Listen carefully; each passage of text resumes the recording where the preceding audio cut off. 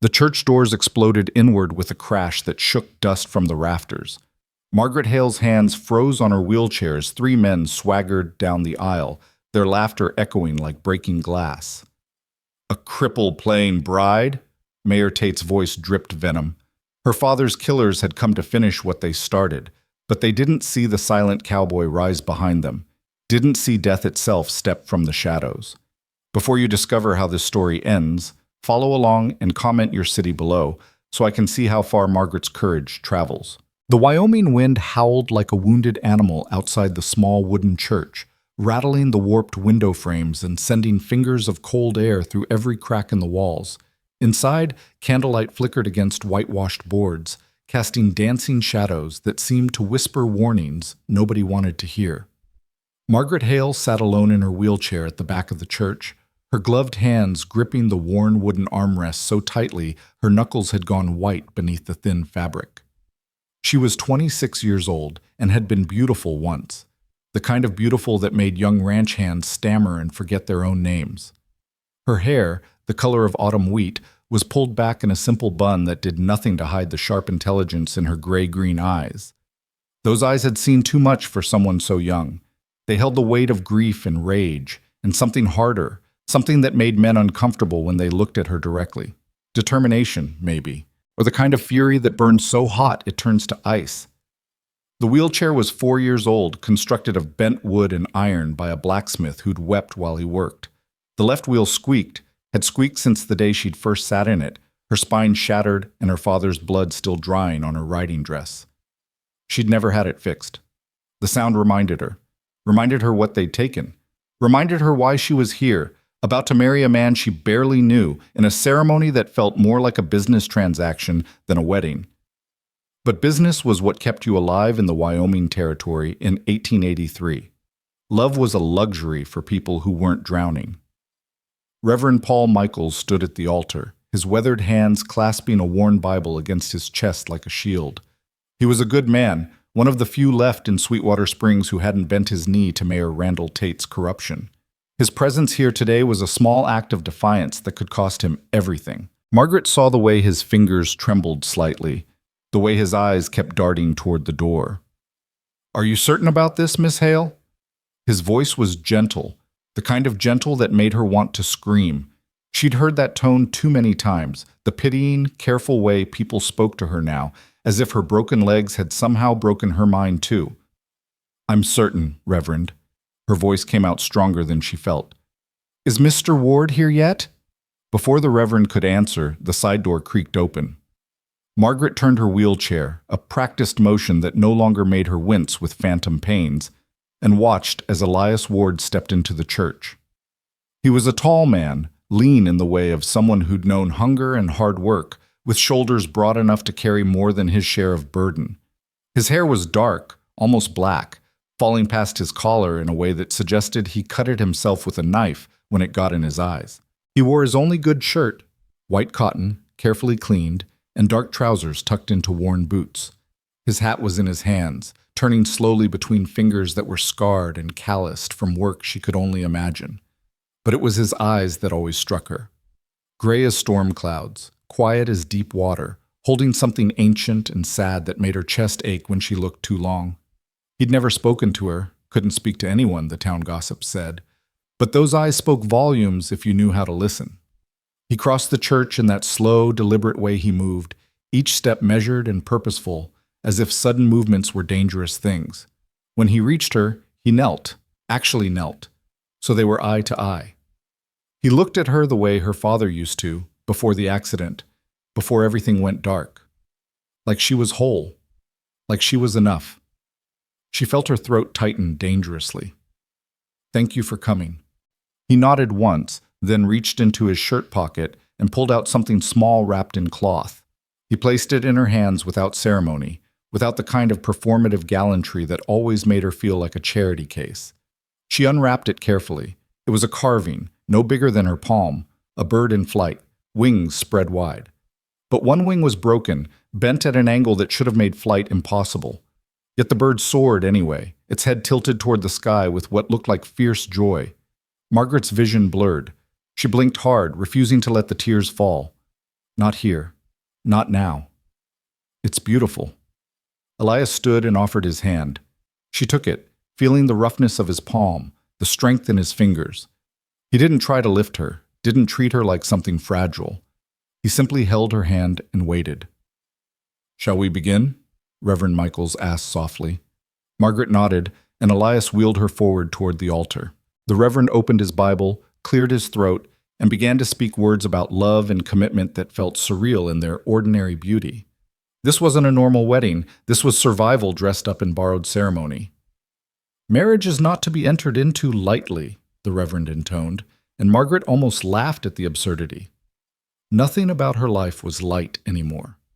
Everything was heavy, heavy as the iron wheels beneath her, heavy as the debt that threatened to swallow her father's land, heavy as the hatred she carried for the men who'd destroyed her family. She'd posted the notice 3 weeks ago, pinned to the board outside the general store. Seeking husband for marriage of convenience. Must be willing to help manage ranch property. Discretion required. She hadn't expected anyone to respond. Who wanted to marry a crippled woman with more enemies than friends and land that came with a death sentence? Only Elias had come, hat in hand, saying nothing because he couldn't, but he'd handed her a note in careful, cramped handwriting. "I can work, I can protect. I ask nothing but honest work and a place to call home." She'd looked at him then, really looked, and seen something in those storm-gray eyes that made her say yes before her practical mind could list all the reasons this was insane. He was broken too, in his own way. Maybe that's what she needed, someone who understood that healing wasn't always possible, that sometimes you just had to learn to live with the pieces you had left. "Do you, Margaret Ann Hale, take this man?" The church doors exploded inward. The sound was like thunder, like the world splitting open. The heavy oak doors, which should have been barred from inside, flew back on their hinges with such force that one actually splintered against the wall. Cold wind rushed in, extinguishing half the candles and plunging the church into shadow and flickering light. 3 men strode through the entrance as if they owned the world. Maybe they did, at least this corner of it. Mayor Randall Tate entered first, resplendent in a black suit that cost more than most families in Sweetwater Springs made in a year. He was a big man, running to fat now in middle age, with jowls that shook when he laughed and small, piggish eyes that never looked at you. They assessed, calculated, appraised your worth like you were livestock at auction. His hair was slicked back with so much pomade it gleamed in the candlelight, and his smile was the kind that made children cry and dogs growl low in their throats. Behind him came his shadows, Jack Reeves and Cole Mason, the mayor's enforcers. Reeves was thin and wiry, with the kind of nervous energy that spoke of violence always coiled and ready to spring. He had a scar that ran from his left eyebrow down to his jaw, a memento from a knife fight he liked to brag about in saloons. Mason was his opposite. Massive, slow-moving, with hands like ham hocks and eyes that held all the intelligence and mercy of a bull in a slaughterhouse. "Well, well, well." Tate's voice boomed through the church, loud and jovial, in a way that made Margaret's skin crawl. "What do we have here? A wedding." Reverend Michaels stepped forward, his Bible still clutched to his chest. "Mayor Tate, this is a private ceremony. I must ask you to—" "To what, Reverend?" Tate's smile widened, showing too many teeth. "This is a public building, is it not? A house of God? Surely God's house welcomes all his children." "You're not welcome here," Margaret said, her voice cutting through the false joviality like a knife through silk. "Get out." Tate's smile didn't falter, but something cold flickered in his eyes. He walked down the aisle slowly, his boots heavy on the wooden floor, each step a deliberate invasion of her space. Reeves and Mason flanked him, spreading out like wolves cutting off escape routes. "Margaret, Margaret," Tate shook his head in mock sadness. "Is that any way to speak to your mayor, to the man who's made you more than fair offers for that worthless land of yours?" "My father's land," she corrected, her hands tightening on her wheelchair's armrests. "And it's not for sale." "Your father's land," Tate repeated, stopping just a few feet away. He looked down at her, his expression shifting to something that might have been pity if it hadn't been laced with such obvious contempt. "Your father was a fool, Margaret. A fool who didn't understand how business works in the New West. He paid for that foolishness, didn't he? Margaret's jaw clenched so hard she heard her teeth creak. He was murdered. He had an unfortunate accident. Tate's voice was smooth, practiced. Just like you did. Terrible things. Accidents. They happen all the time out here. Why, I'd hate to see another accident befall you now, especially on your wedding day. The threat hung in the air like smoke. Reverend Michaels shifted uncomfortably, and Margaret saw his hand move toward the small cross he wore around his neck, clutching it like a talisman against evil. Elias hadn't moved. He stood beside Margaret's wheelchair, still as stone, his face unreadable. But Margaret felt the change in him, a tension that radiated from his body like heat from a stove. His right hand, which had been hanging loose at his side, was now slightly curved, hovering near his hip, where she knew he kept a knife strapped beneath his shirt. Reeves noticed too. He grinned, showing teeth stained brown from tobacco. The mute cowboy got something to say. Oh wait, that's right. You can't say shit, can you, Ward? Jack, don't be cruel, Tate said, but his tone suggested he found the cruelty amusing. Mr. Ward can't help that the war took his voice. Though I do wonder what kind of man marries a cripple for her land. You must be pretty desperate, Ward, or pretty smart. Can't decide which. The ceremony was nearly complete, Reverend Michaels said, finding his courage somewhere in his trembling hands. If you have business with Miss Hale, it can wait until what? Until she's legally protected by marriage. Tate laughed, a sound like rocks grinding together. Oh, Reverend, you think a piece of paper changes anything? You think Ward here can protect her? He turned his attention fully to Elias now, circling him like a predator sizing up prey.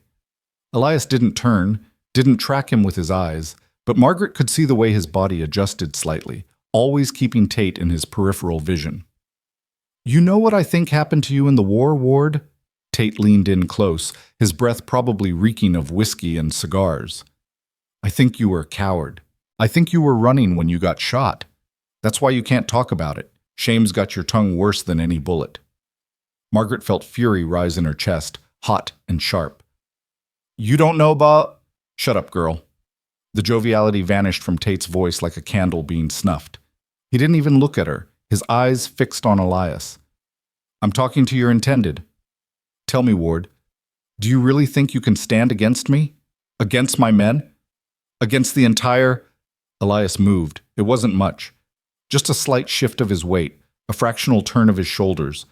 But something in that small movement made Tate step back, made Reeves's hand dart toward the gun at his hip, made Mason's massive frame go rigid with anticipation. Elias did nothing else. He simply looked at Tate with those storm-gray eyes, and in them Margaret saw something that made her breath catch. Not fear, not anger, something colder and more certain than either. The look of a man who'd measured the distance between himself and death so many times he'd stopped caring about the mathematics. The silence stretched thin and dangerous. Then Tate laughed again, breaking the tension with deliberate force.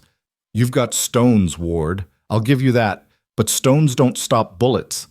He turned back to Margaret, his smile returning like a mask being slipped back into place. Let me make this simple for you, sweetheart. You have two choices. You can sell me that land for the price I'm offering, which is generous, considering it's worthless, or you can watch that land get taken from you anyway when you can't pay your debts. Either way, I win, but one way is a lot less painful for everyone involved. Go to hell, Margaret said flatly. Tate's smile tightened. Such language in a church. Your father would be ashamed. My father would spit in your face.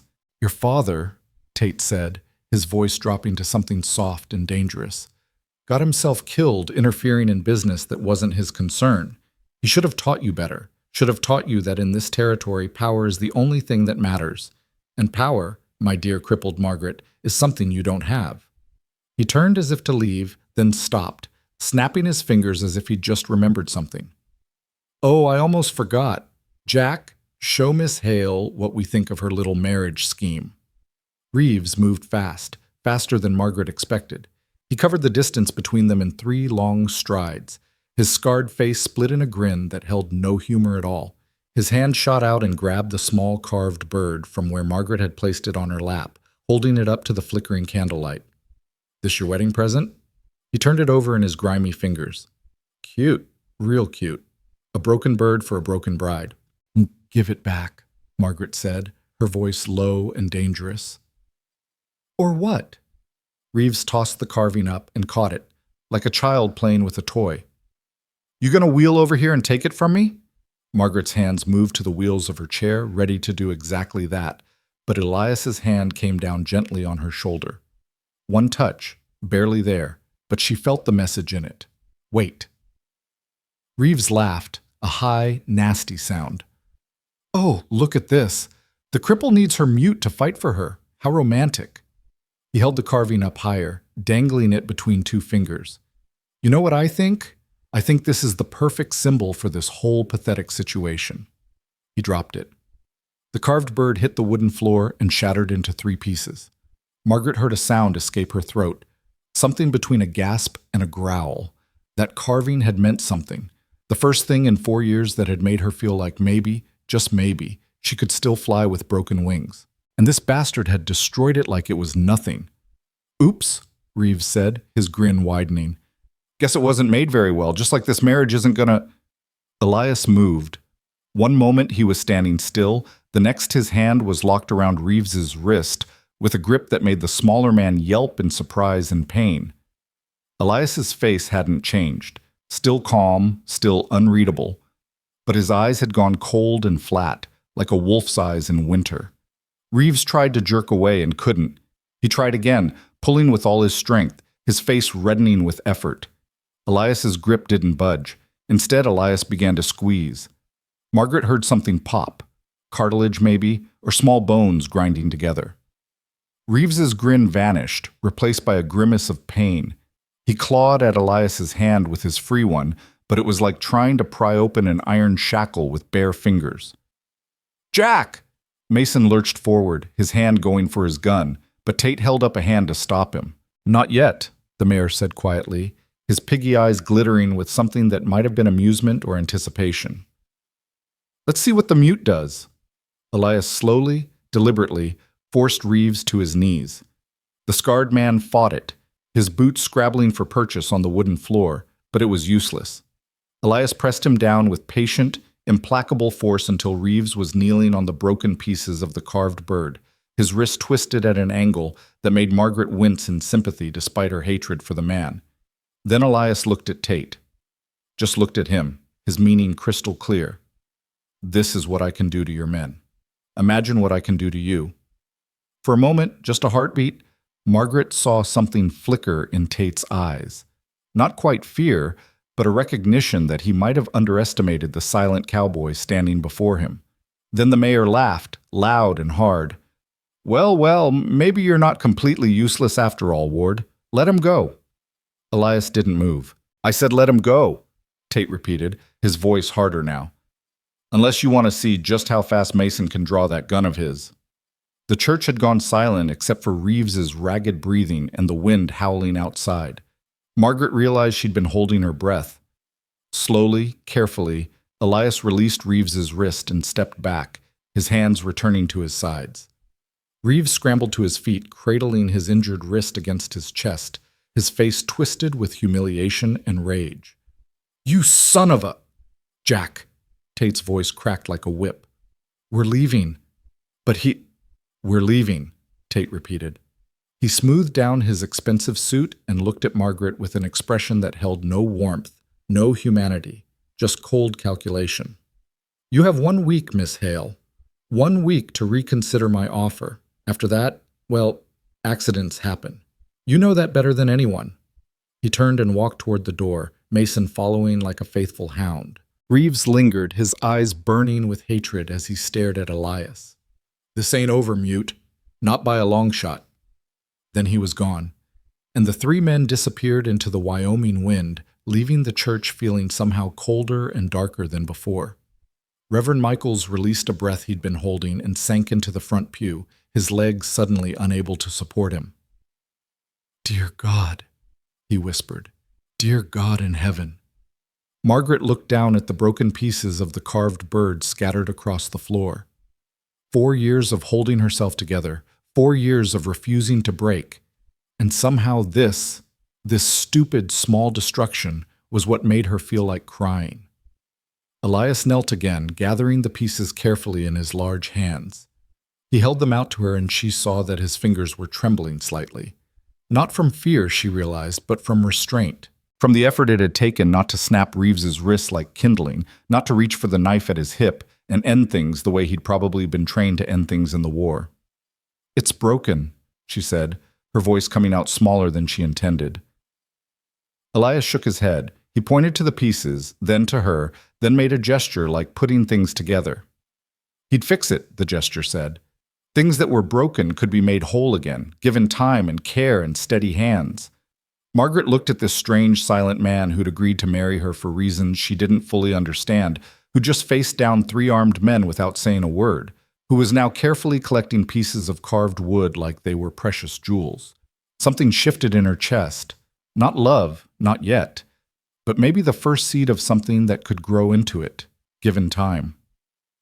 "We should finish the ceremony," she said quietly, "before they come back." Reverend Michaels looked up, his face pale. "Miss Hale, perhaps we should postpone. Those men will come back whether we finish today or not," Margaret interrupted. "At least if we're married, the land stays in my name.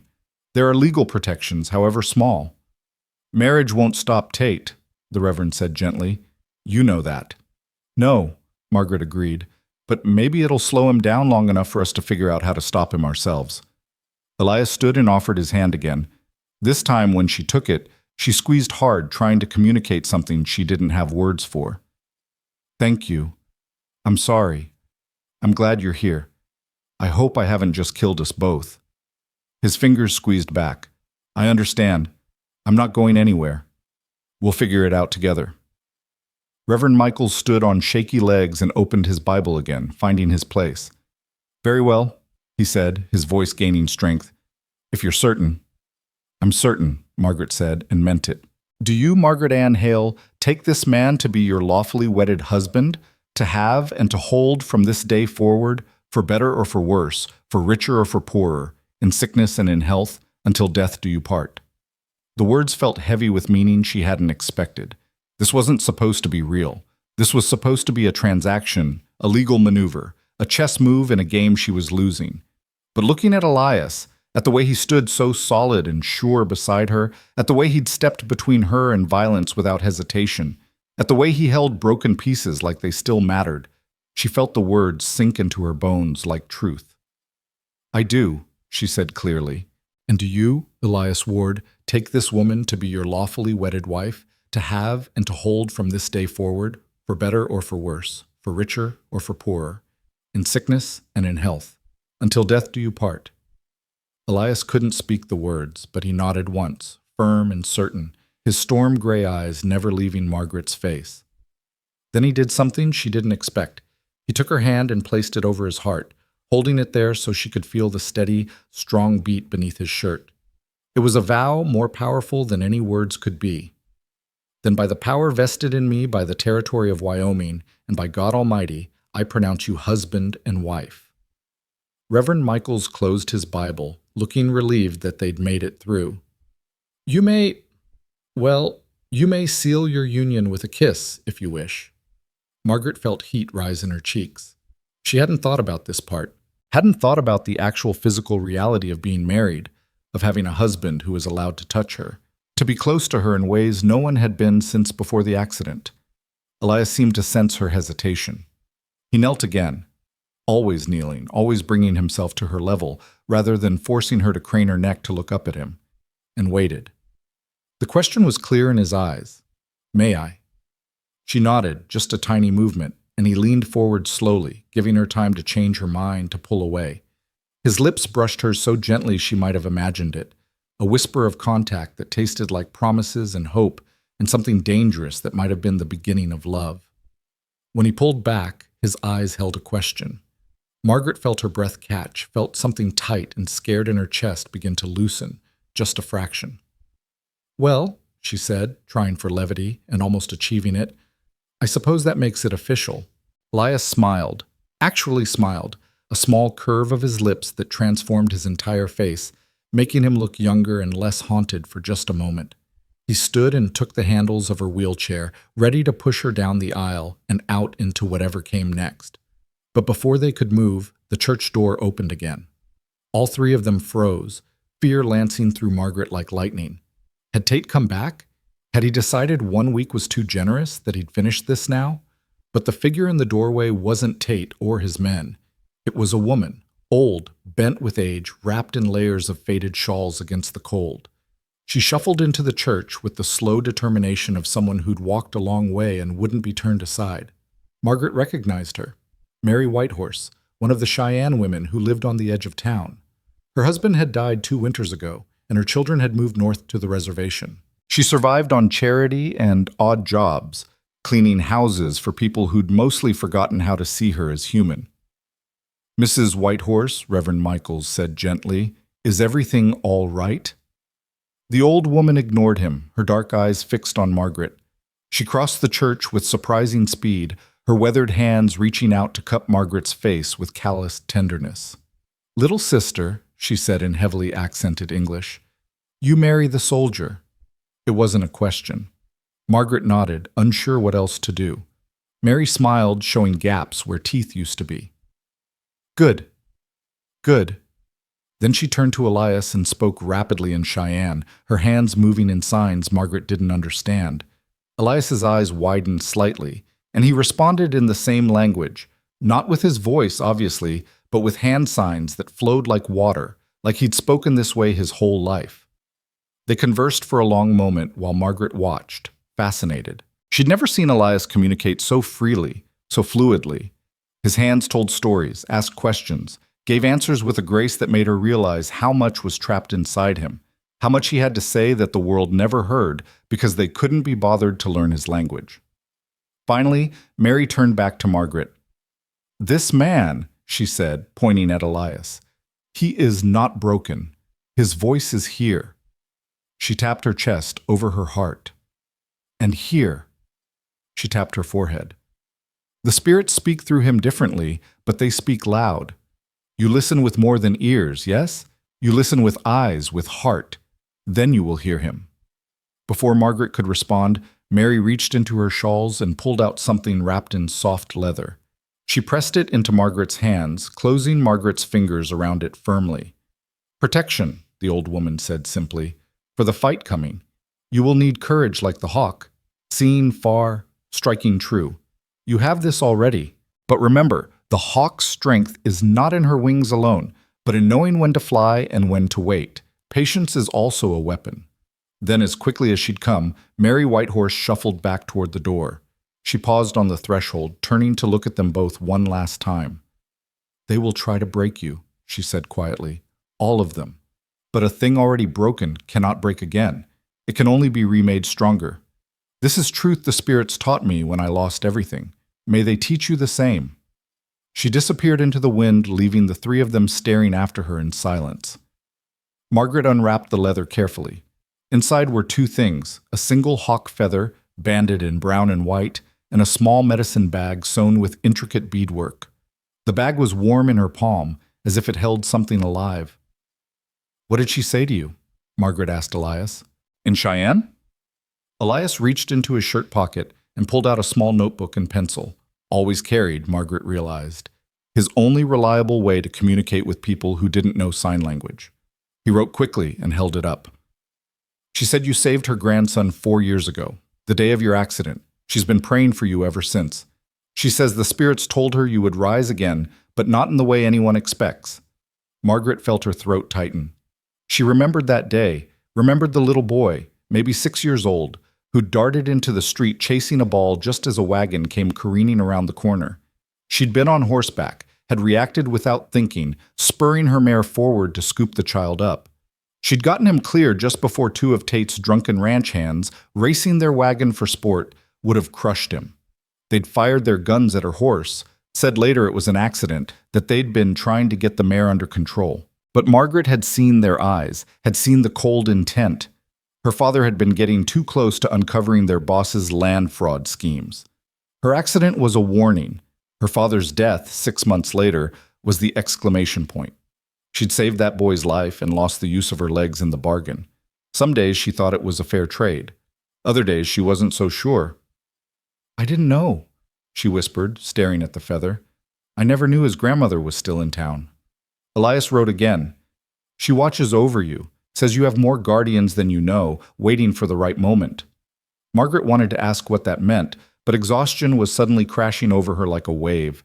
The confrontation with Tate, the wedding, the strange visit from Mary Whitehorse. It was too much. Her body, always quicker to betray her these days, began to tremble with fatigue. Elias noticed immediately.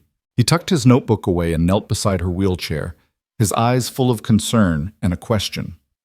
"Home?" "Yes," Margaret said gratefully. "Please." Reverend Michaels walked them to the door, still shaken, but trying to hide it. "Mrs. Ward," he said, testing out her new name. "If you need sanctuary, the church is always open. And if you need someone to testify about what happened here today." "Thank you, Reverend," Margaret interrupted gently, "but testimony won't help us. Tate owns the judge, the sheriff, half the businessmen in town. Words won't stop him." "Then what will?" the old man asked.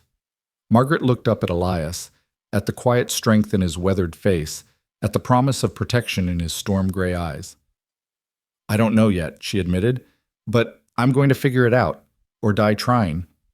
"Please," Reverend Michaels said fervently, "don't choose the latter option."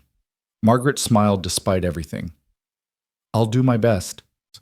The ride home was silent, except for the wind and the steady clip-clop of Elias's horse pulling the small wagon he'd borrowed for the occasion.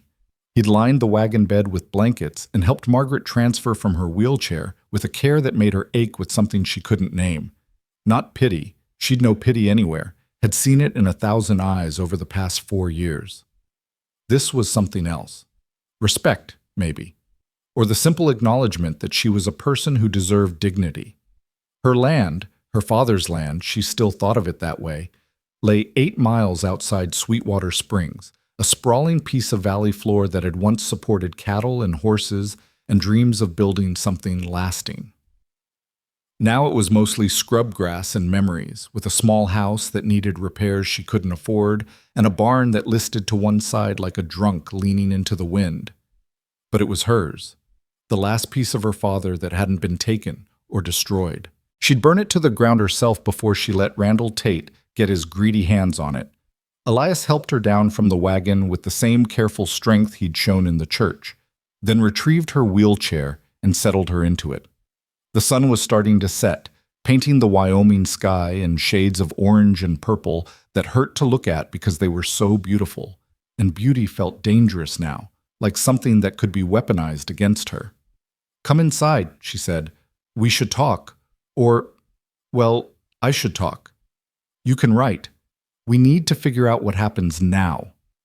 Elias nodded and followed her up the wooden ramp her father had built in his last days, when it became clear Margaret would never walk again. The ramp was weathered now, in need of fresh paint and probably new boards in places, but it held. Inside, the house was cold. Margaret had let the fire die that morning, too nervous about the wedding to think about practical things. Elias noticed immediately and moved to the fireplace, building up the kindling with efficient movements that spoke of long practice. Margaret wheeled herself to the window and stared out at the land rolling away toward distant mountains. Her land. Her burden. Her responsibility.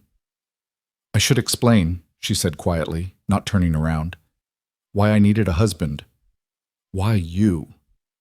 She heard the scratch of his pencil on paper, then felt him move to stand beside her chair. He held up his notebook. "You don't owe me explanations. I came because I wanted to."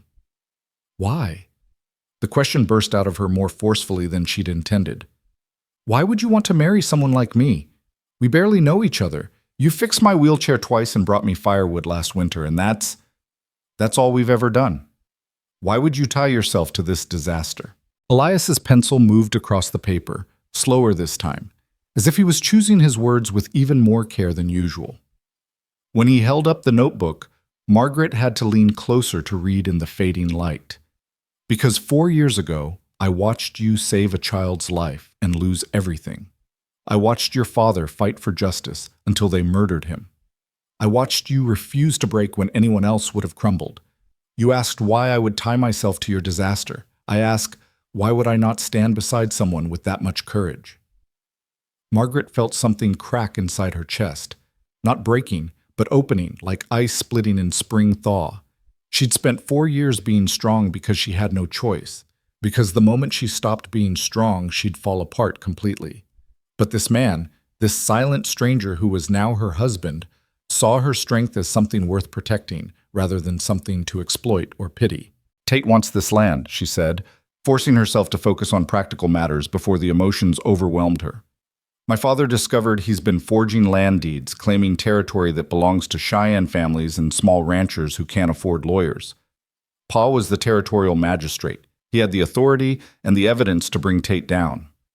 3 days before he was supposed to present his findings to the territorial governor, he died in what they called a hunting accident. Elias wrote, "But it wasn't." No. Margaret's hands clenched on her armrests. Pa hadn't gone hunting in 5 years, said his eyes were too bad and his hands too shaky. But somehow the sheriff found him in the woods with his own rifle beside him, shot through the heart. They ruled it accidental discharge. Case closed. The fire Elias had built was catching now, casting dancing shadows across the walls. Margaret continued, her voice flat with the effort of keeping emotion out of it.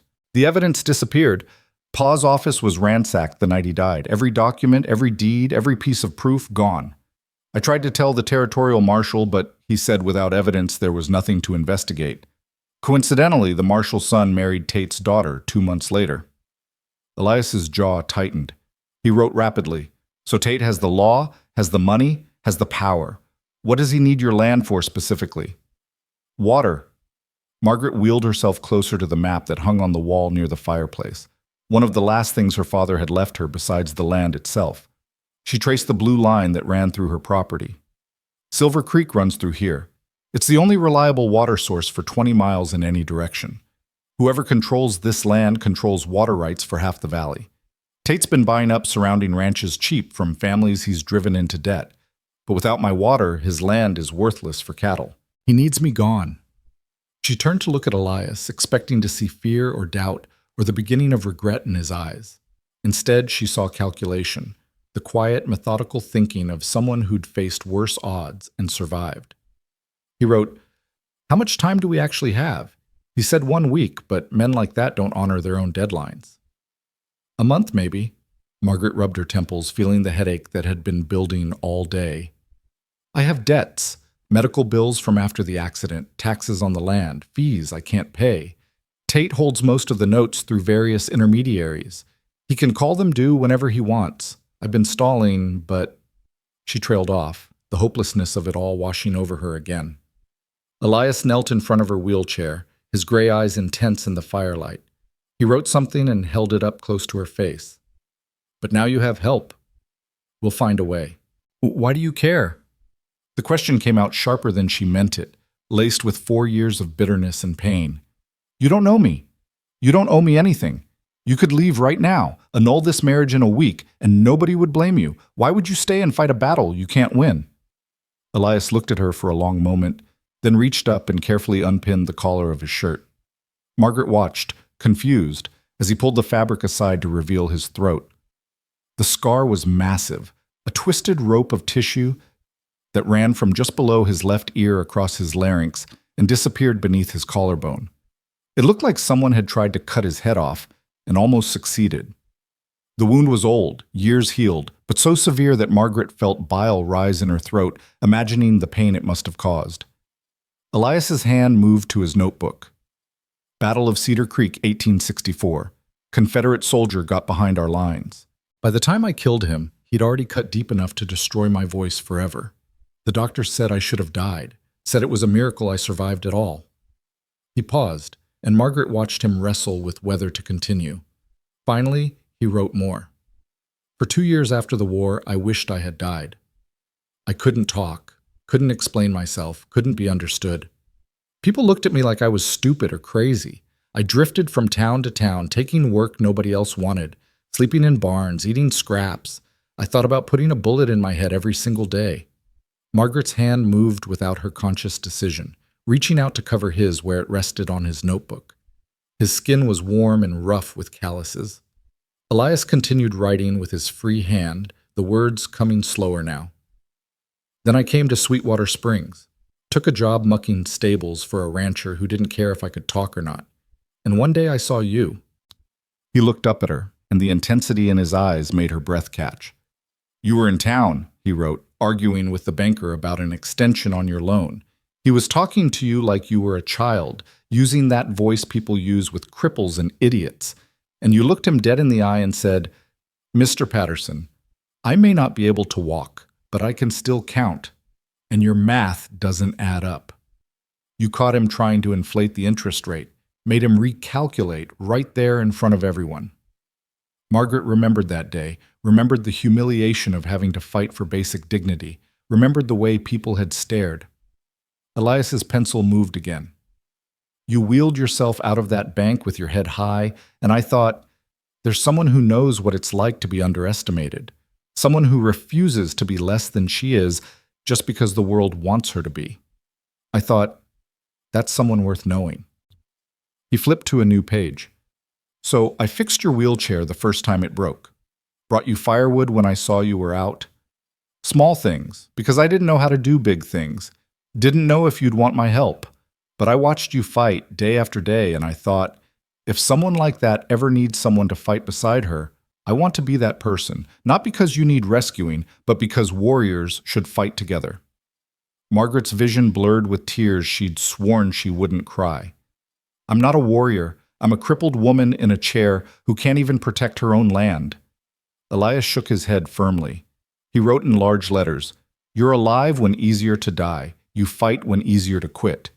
That's what makes a warrior. Not legs, not voice, not any of the things the world says we're supposed to have. Just the refusal to surrender. Something inside Margaret's chest, something that had been locked tight for 4 years, finally broke open completely. She leaned forward and wrapped her arms around Elias's neck, burying her face in his shoulder. And for the first time since her father's death, she let herself cry. Not the angry tears she'd shed alone in the dark, but the kind of crying that comes from relief, from finding someone who understands, from realizing you're not as alone as you thought.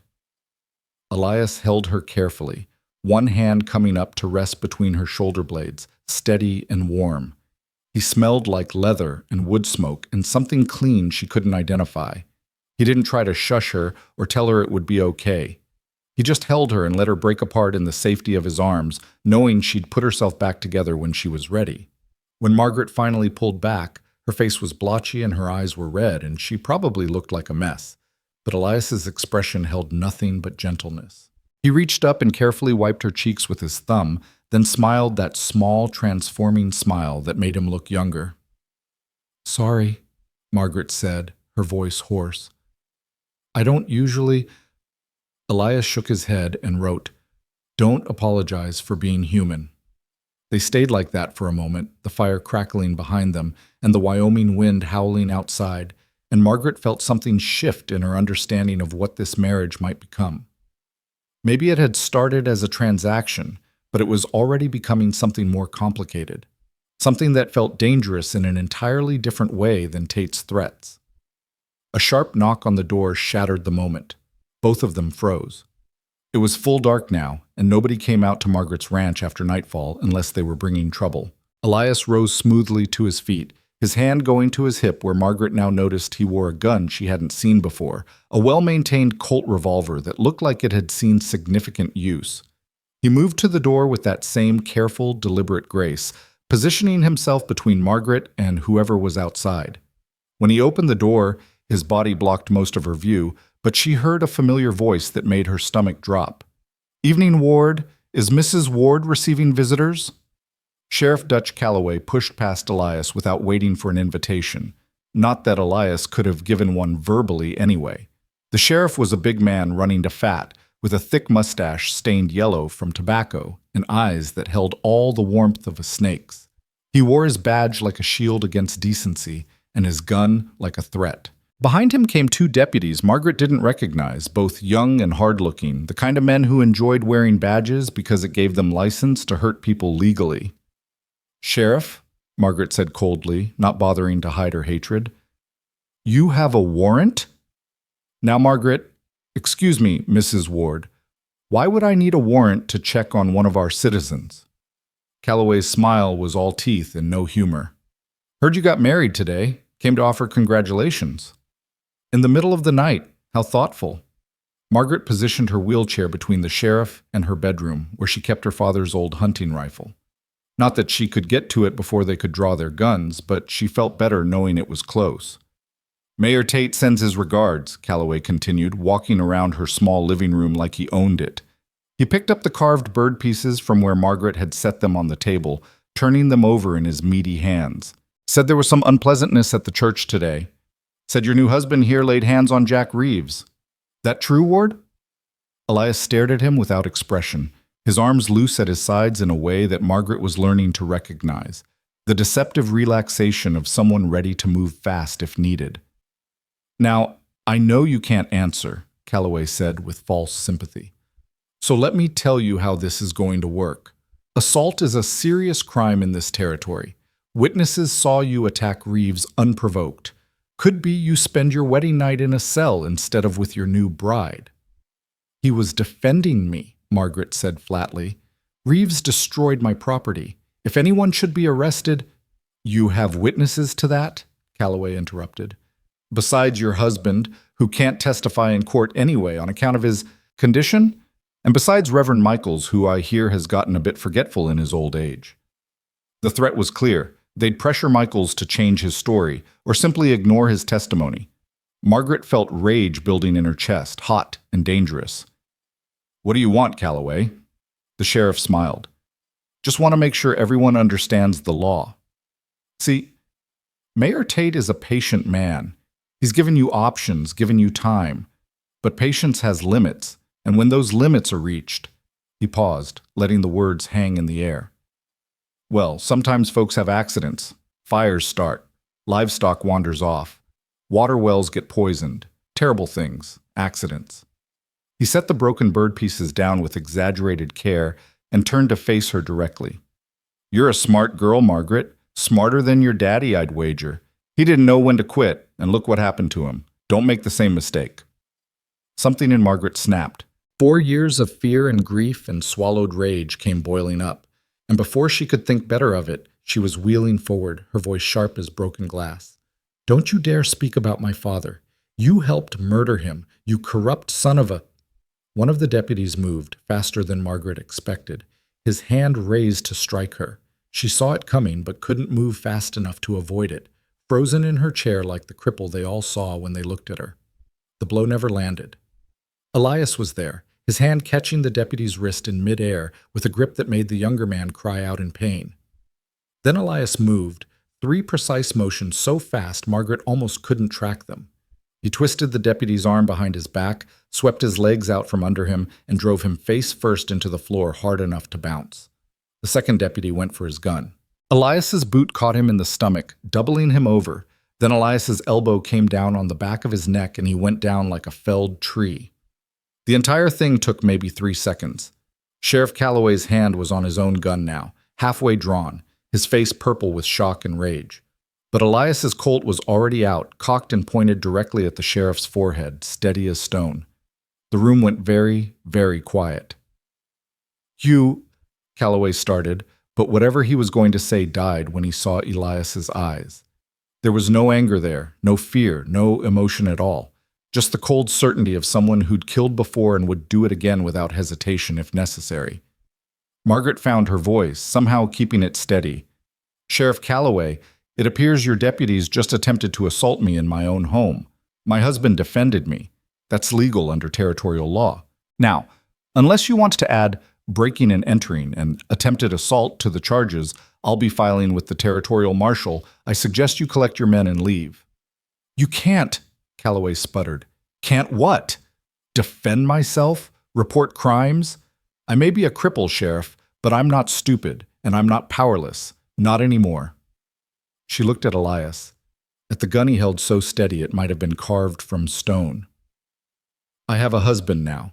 A husband who, despite not being able to speak, seems quite capable of making his point clear. Wouldn't you agree?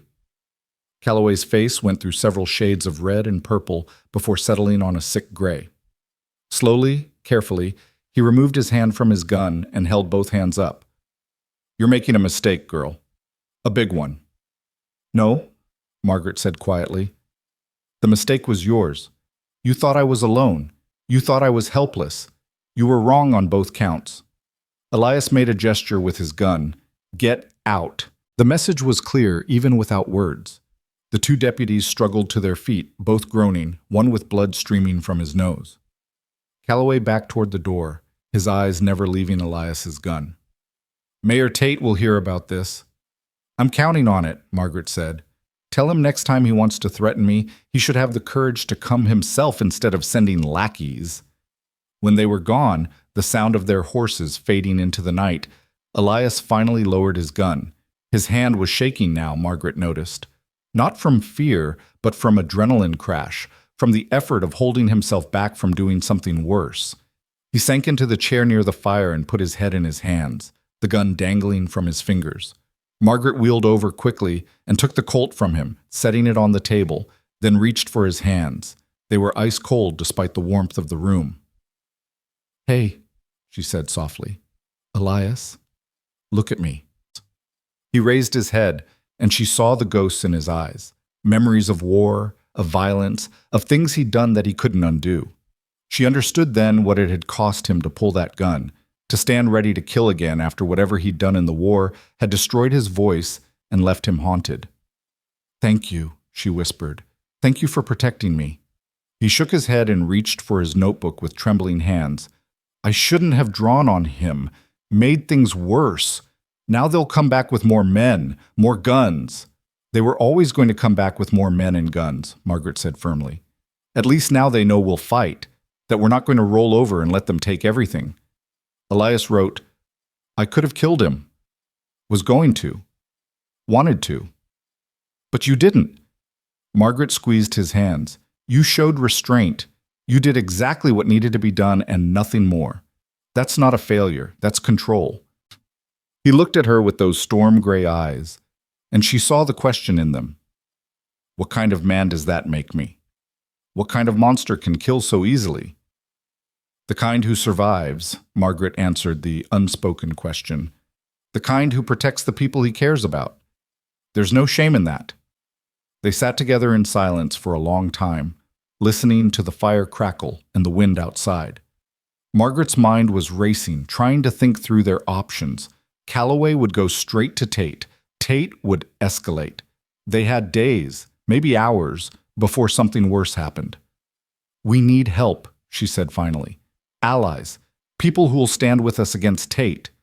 Elias nodded and wrote, "The Cheyenne families your father tried to help. They remember." "You think they'd risk going against Tate? They have even less protection than I do. They have numbers, and they have long memories of justice denied." Elias flipped the page. "Your father stood for them when no one else would. Maybe it's time to call in that debt." Margaret thought about Mary Whitehorse's words at the church, about having more guardians than she knew. "It's dangerous. If Tate finds out they're helping us," Elias wrote, "everything is dangerous now. We fight together or die separately." He was right. They'd crossed a line tonight that couldn't be uncrossed. Elias had pulled a gun on the sheriff. Margaret had threatened to file charges against the mayor's men. There was no backing down, no negotiating, no way out except through. "Tomorrow," Margaret said, making the decision as she spoke. "Tomorrow we ride out to the Cheyenne camp. We talk to the families my father helped. We see who'll stand with us." Elias nodded, then wrote something else. "Tonight we rest. You're exhausted. When did you last eat?" Margaret tried to remember and couldn't. "This morning, maybe? Before the wedding?" He shook his head in exasperation and stood, moving to her small kitchen area. She watched in fascination as he efficiently located bread, cheese, and dried meat, putting together a simple meal with the confidence of someone who'd cooked for himself for a long time. He set the food in front of her with a gesture that clearly meant, "Eat." "Bossy," Margaret said, but she picked up the bread gratefully. Her hands were shaking, shock catching up with her now that the immediate danger had passed. She'd come so close to being hit. Would have been, if Elias hadn't moved so fast. While she ate, Elias moved around her small house, checking the windows and doors, making sure everything was secure. He moved quietly, efficiently, like he was setting up a military camp. When he was satisfied, he returned to sit across from her, watching her eat with an intensity that should have made her uncomfortable but somehow didn't. "Where did you learn to fight like that?" she asked, around a mouthful of bread. He reached for his notebook. "War teaches you fast or kills you." "I learned fast." "Were you infantry? Cavalry?" "Scout."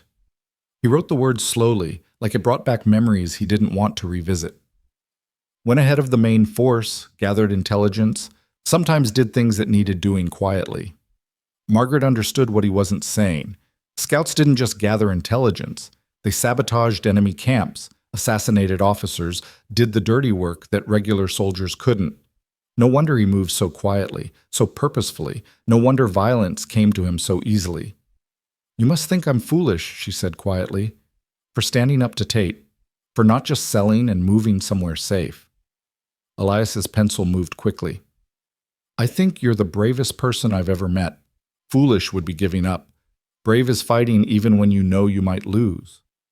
"We're going to lose," Margaret said, the words coming out flat and certain. "Tate has too much power, too many men, too much money. Even if we get the Cheyenne families on our side, even if we somehow find evidence of his crimes, the law is on his side. The judges, the marshals, the territorial government, they're all bought and paid for. How do we fight that?" Elias wrote for a long time, filling an entire page before showing it to her. "My unit in the war, we had a saying, you can't fight an army head-on when you're outnumbered, so you make them fight on your terms instead. We didn't win battles by being stronger. We won by being smarter, faster, more willing to do what needed doing. Tate expects you to fight fair, to follow rules he controls. What if you don't? What if you fight the way he fights, dirty, unpredictable, willing to hit where it hurts?" Margaret stared at the words, her mind working. "You're talking about guerrilla tactics. My father tried to fight legally, and they killed him. You're saying we should fight illegally?" "I'm saying we should fight to win," Elias wrote. "Whatever that takes." It was a dangerous idea. It was also the first thing anyone had suggested that didn't sound like a slow march toward defeat. Margaret's father had believed in justice, in the law, in doing things the right way. And he died for those beliefs. Maybe it was time to stop playing by rules that only protected the people who already had power. "We'd need proof," she said slowly, thinking it through. "Proof of the land fraud, the forged deeds, everything Tate's done. But all of my father's evidence was destroyed." Elias's eyes gleamed in the firelight. He wrote, "Was it? Or was it just moved somewhere we haven't looked yet?" "What do you mean?" "If Tate's people ransacked your father's office, where would they have taken the documents? They couldn't destroy everything. Some of those deeds were official territorial records. They had to replace them with forgeries, which means the originals still exist somewhere." Margaret felt a spark of hope kindle in her chest. "The Territorial Land Office, in Cheyenne. That's where all the original deeds are supposed to be filed." "And if Tate's been forging documents for years, there would be discrepancies," Elias wrote quickly, his excitement showing in the messier handwriting. "Original signatures that don't match the new ones. Dates that don't align.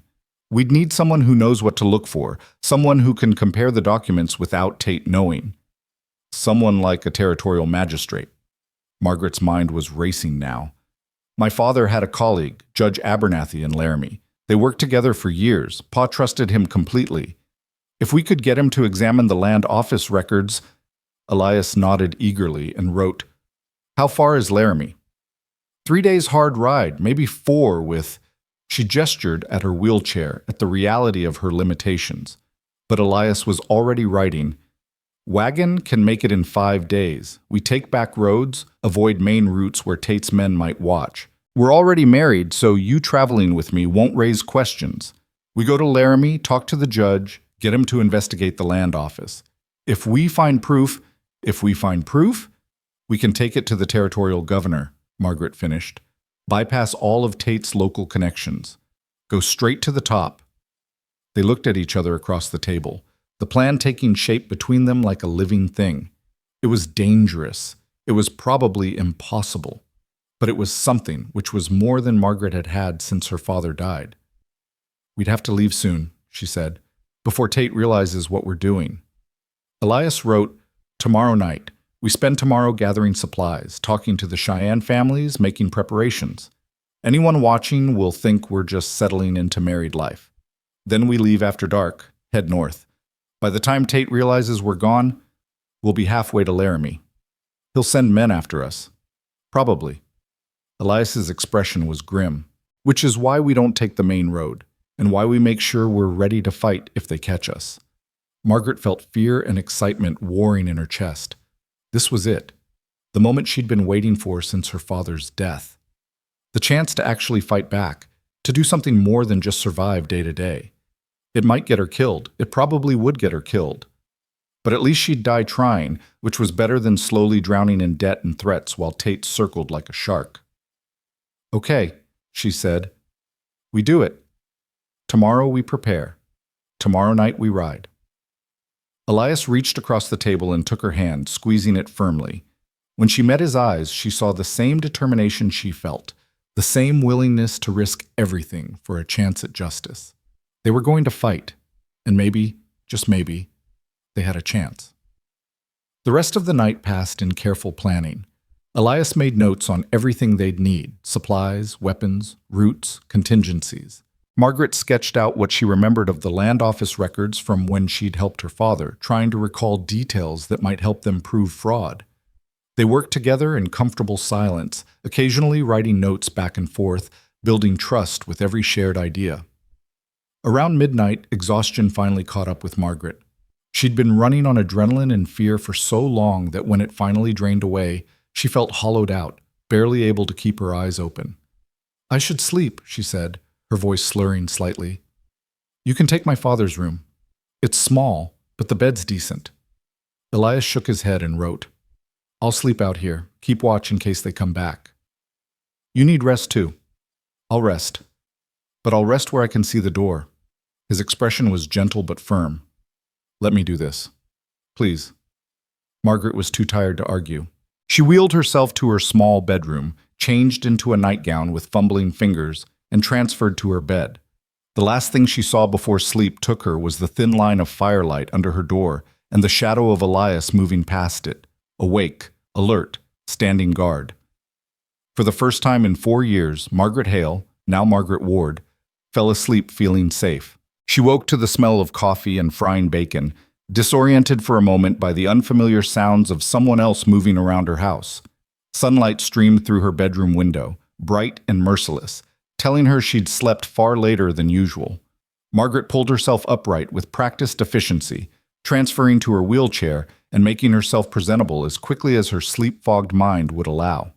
When she wheeled into the main room, she found Elias at her stove, cooking breakfast with the same quiet competence he'd shown the night before.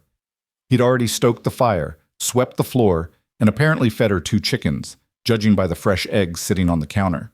He turned when he heard her wheels and offered that small smile that transformed his scarred face. He'd written a note and propped it against her coffee cup. "Good morning, Mrs. Ward. Hope you don't mind. I'm not much of a cook, but I can manage basics." Margaret felt something warm unfurl in her chest, something she didn't have a name for yet. "You didn't have to do all this." Elias just shrugged and turned back to the bacon, and Margaret realized this was who he was. Someone who showed care through action rather than words, who expressed affection through coffee made just strong enough, and eggs cooked until the yolk was still soft because he'd noticed that's how she liked them at the church social 3 months ago. They ate together in comfortable silence, the morning light painting everything gold and gentle. It felt domestic in a way Margaret hadn't experienced since before her mother died when she was 12. She'd forgotten what it was like to share breakfast with someone, to have another person's presence fill the empty spaces of her house with warmth and purpose. "We should head out soon," Margaret said, draining her coffee. "The Cheyenne camp is about 6 miles east, near the old mission ruins. Mary Whitehorse will be there. She can help us talk to the others." Elias nodded and began clearing the dishes, but Margaret caught his hand. "Before we go, I need to know something. Last night, when you drew on Cowboy, you were ready to kill him. I could see it in your eyes. If he'd moved wrong, if he'd gone for his gun—" She trailed off, searching his face. Would you have done it? Would you have killed a sheriff, knowing it would make us fugitives, knowing we'd have to run forever?" Elias looked at her for a long moment, then reached for his notebook. His pencil moved slowly, each word deliberate. "I spent 3 years in the war killing men who were trying to kill me. Some were soldiers, some were civilians caught in the wrong place. Some were boys younger than me who'd been conscripted and didn't want to fight. I killed them all because that's what you do in war. You kill or you die. After Cedar Creek, after I lost my voice, I swore I'd never kill again unless I had no other choice. But last night, when that deputy raised his hand to strike you, I would have killed all 3 of them without hesitation. Does that make me a monster? Maybe. But I've learned to live with being a monster if it means protecting the people I care about." Margaret read the words twice, feeling the weight of them, the brutal honesty. She should have been frightened, should have questioned whether she'd made a terrible mistake marrying a man who could kill so easily. Instead, she felt safer than she had in years. "I don't think you're a monster," she said quietly. "I think you're a survivor who's been through hell and came out the other side still trying to be good. That's not monstrous. That's human." Elias's hand covered hers where it rested on his notebook, and they stayed like that for a heartbeat, connected by understanding that went deeper than words. Then he squeezed gently and stood, moving to prepare the wagon for their journey. The ride to the Cheyenne camp was rougher than Margaret had anticipated. Her wheelchair was secured in the wagon bed, and Elias had fashioned a kind of cushioned seat for her that helped absorb the worst of the jolts, but every rut and rock still sent pain shooting through her damaged spine. She bit her lip and endured, refusing to let him see how much it hurt. She'd asked for this. She'd chosen to fight. She wouldn't complain about the cost. Elias seemed to sense her discomfort anyway. He slowed the horses to an easier pace and took detours around the worst of the terrain, adding time to their journey but sparing her body. When they stopped to rest the animals, he helped her into her wheelchair without comment and handed her a canteen without being asked. The old mission ruins appeared on the horizon around midday, crumbling adobe walls that had once been a Spanish mission. Back before this territory had been Mexican, before it had been American, back when it had just been land that people fought and died over without bothering to change its essential nature. The Cheyenne had made camp in the shelter of those walls, their teepees rising like ghosts against the endless Wyoming sky. As they approached, children scattered to alert the adults. Margaret saw faces appear at teepee entrances, mostly women and old men, she noticed. The younger men were probably out hunting or working in town, trying to scrape together money and dignity in a world that wanted to give them neither. Mary Whitehorse emerged from one of the larger teepees, her weathered face breaking into a smile when she saw them. She spoke rapidly in Cheyenne, gesturing them forward, and several younger women hurried over to help Margaret down from the wagon. "Little sister," Mary said, taking Margaret's hands in her own, "you come. Good. We have been waiting." "Waiting for what?" Margaret asked. "For you to be ready to fight." Mary's eyes were sharp and knowing. "Your father fought for us when no one else would. Now we fight for you, but you had to be ready first, had to have your warrior beside you." She looked at Elias with approval. "The silent one who speaks with his hands and his heart. Good choice." She led them to the center of the camp, where a fire pit had been prepared. Women brought food, cornbread and dried meat, and something that smelled like sage tea. Men began to gather, emerging from teepees and work areas, their faces curious and guarded. An old man with a face like carved mahogany approached, leaning heavily on a walking stick. His eyes were clouded with age, but his bearing was straight and proud. Mary spoke to him in rapid Cheyenne, gesturing to Margaret and Elias. The old man nodded slowly, then sat by the fire and gestured for them to join him. "This is Thomas Running Bear," Mary said. "He is our elder. He will listen to what you have to say."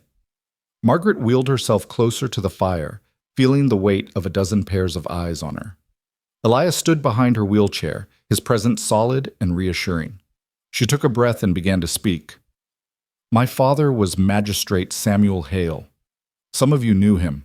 He tried to help your families when Mayor Tate started stealing your land through forged deeds and false claims. He was gathering evidence to present to the territorial governor when he was murdered." Her voice caught slightly on the last word, but she pushed through. "They made it look like an accident. They destroyed his evidence. They thought that would be the end of it, but I'm still here, and I'm not going to let his death mean nothing." Thomas Running Bear listened without expression, his clouded eyes fixed somewhere past her shoulder. When she finished, he spoke in Cheyenne, his voice like gravel grinding. Mary translated. "He says your father was a good man, one of the few white men who saw us as people instead of problems. When Tate's men came to claim Spotted Hawk's land, your father stood in front of their guns and said, 'You will not take this land. It belongs to this family by legal treaty.' The men laughed and said treaties with Indians weren't worth the paper they were written on. Your father said, 'Then I will make sure every newspaper in the territory knows the territorial government breaks its own laws.' The men left. Spotted Hawk kept his land for 3 more months until your father died. Then the men came back. Now Spotted Hawk is dead too, and his family lives here, with nothing." Margaret felt rage building in her chest again, the familiar burn that had kept her alive through 4 years of grief. "I want to stop Tate. I want to make him pay for what he's done to all of us. But I can't do it alone. I need allies. I need people willing to stand up and say what was done to them. People willing to risk Tate's anger for a chance at justice."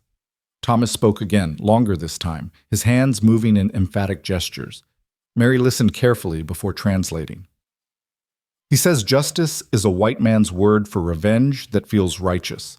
He says his people have been promised justice many times, and every time it has been a lie. Treaties were justice until they were broken. Reservations were justice until they became prisons.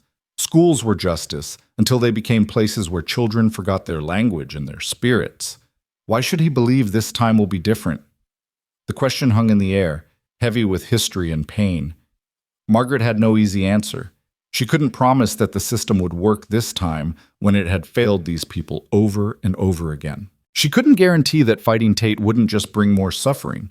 Elias moved then, stepping around Margaret's wheelchair to stand before Thomas Running Bear. He knelt in the dirt and began to sign in Cheyenne Sign Language, his hands moving with fluid grace. Margaret watched, transfixed, as a conversation unfolded that she couldn't fully understand but could feel the emotional weight of. Thomas's expression changed as Elias signed, his clouded eyes focusing with sudden intensity. He responded with his own hand signs, quick and sharp, asking questions. Elias answered with that same patient honesty he'd shown Margaret the night before, holding nothing back. The conversation went on for several minutes while the rest of the camp watched in silence. Finally, Thomas nodded slowly and spoke aloud. Mary's translation was soft. "The Silent One says he cannot promise justice. He can only promise that if we fight together, we fight as warriors, not as victims begging for mercy. He says white men like Tate understand only strength, not righteousness. So we must show them strength they cannot ignore. He says he will stand with us until death or victory, and he does not much care which comes first, as long as it comes with honor." Thomas studied Elias for a long moment, then reached out and placed his hand on Elias's shoulder in what was clearly a gesture of acceptance. He spoke again, and this time his voice held something that might have been approval. "He says you speak truth," Mary translated. "He says he sees the warrior in you, the one who has faced death and learned not to fear it. He says this is the kind of man who can teach others not to fear. He will help you. We will help you." Relief flooded through Margaret so intensely she felt dizzy with it. Thank you so much." "Do not thank us yet," Thomas said through Mary. "First we must hear your plan. If it is foolish, we will not follow you to meaningless death. But if it is wise, if there is a chance to strike at the man who has taken so much from us, then yes, we will fight." Margaret looked at Elias, who gave her an encouraging nod. Together, they laid out their plan. The journey to Laramie, the meeting with Judge Abernathy, the search for evidence in the Territorial Land Office. As they talked, more people gathered around the fire. Margaret saw recognition in some faces, remembered fragments of the families her father had tried to help. A woman whose husband had been killed in a suspicious riding accident after refusing to sell his land. A young man who'd been beaten by Tate's deputies for the crime of being in town after dark. An old woman whose granddaughter had been driven off her property at gunpoint. Each story was a variation on the same theme: Tate taking what he wanted and crushing anyone who stood in his way. The law was supposed to protect people. Instead, it had become a weapon wielded by the powerful against the powerless. When Margaret and Elias finished explaining their plan, Thomas was quiet for a long time. Then he spoke, his voice carrying across the camp. "We have two who will go with you to Laramie," Mary translated. "Riders who know the back trails, who can scout ahead and watch for Tate's men. You will not travel alone and unprotected." "We can't ask you to risk—" Margaret started, but Thomas cut her off with a sharp gesture. "You do not ask. We offer. There is a difference." His clouded eyes found hers with unsettling accuracy. "Your father stood alone when he fought for us. He died alone. You will not be alone. This we promise." Two young men stepped forward from the crowd. Brothers, Margaret guessed, with the same sharp features and straight black hair. They were lean and hard-muscled, wearing a mix of traditional and white clothing, with rifles slung across their backs and knives at their belts. "This is Joseph and Marcus Broken Lance," Mary said. "They are good scouts, good fighters. They will keep you safe." Joseph, the older of the two, spoke in careful English. "We knew your father, Mrs. Ward. He testified for our grandfather when Tate tried to claim our family's land, said our treaty rights were valid under territorial law. The judge, he was Tate's man, didn't listen, but your father tried. That means something to us." "We'll leave tonight," Marcus added, his English slightly more accented than his brother's. "Travel under darkness, harder for Tate's men to track us.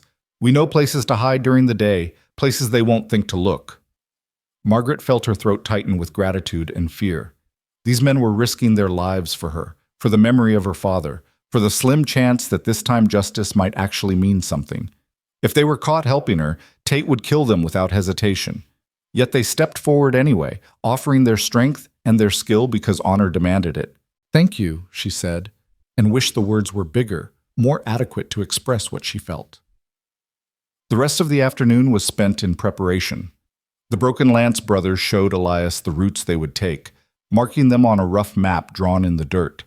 They discussed contingencies, escape routes, what to do if they were discovered or cornered.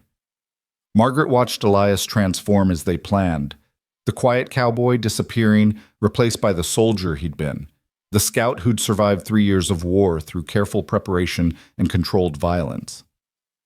The women of the camp helped Margaret prepare her portion of supplies, packing food that would keep, showing her how to make the wheelchair more secure in the wagon so it wouldn't shift and throw her during rough travel. Mary gave her a small leather pouch filled with herbs and showed her how to make tea that would help with the pain she knew Margaret suffered but never spoke about. "The body remembers trauma," Mary said as she worked, "even when the mind tries to forget. You carry your injury with you every moment. This tea will help the pain, but it will also help you stay alert. You cannot fight if pain makes you weak." "I've learned to live with pain," Margaret said. "Living with it is not the same as managing it." Mary's hands were gentle but firm as she tied the pouch closed. A warrior acknowledges weakness so she can compensate for it. Only a fool pretends to be invincible.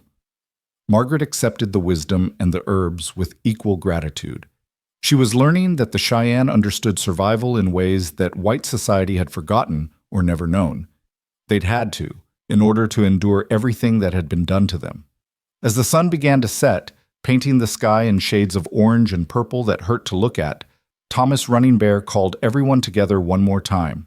He spoke in Cheyenne, his voice carrying across the camp with surprising strength for someone so old.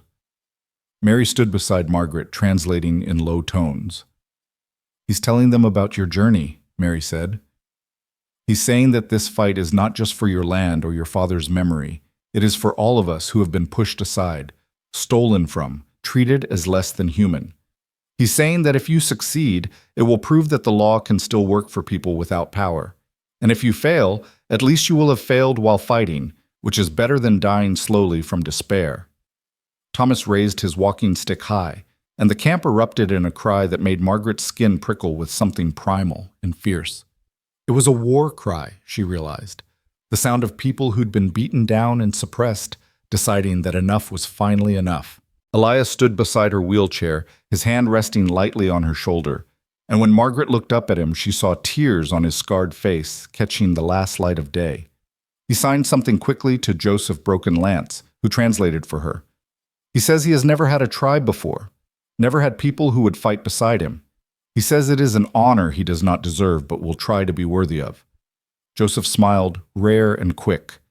Tell your husband that the tribe chooses its warriors. He did not need to deserve it. He only needed to be willing. As darkness fell, they made their final preparations. The wagon was packed with supplies and weapons. Margaret's wheelchair was secured with rope and leather straps that would keep it from shifting. Elias checked the horses carefully, making sure they were rested and fed. The Broken Lance brothers readied their own mounts, tough, wiry ponies that could cover ground quickly and quietly. Before they left, Mary pulled Margaret aside one more time. In the darkness, illuminated only by the fire, the old woman looked ancient and ageless all at once, like she carried knowledge that went back before history could remember. You love him already, Mary said. It wasn't a question. Margaret opened her mouth to deny it, then stopped. Did she love Elias? She barely knew him. They'd been married less than 24 hours. Love was supposed to take time, wasn't it? But when she thought about the way he'd stood between her and violence, the way he'd knelt to put himself at her level, the way he'd signed with such passion to Thomas about fighting with honor. Yes, she realized with a start. Yes, she loved him, or at least loved the man she was beginning to know. The warrior with gentle hands and a scarred throat who saw her as whole when the world saw her as broken. I do, she admitted, the words feeling strange and right all at once.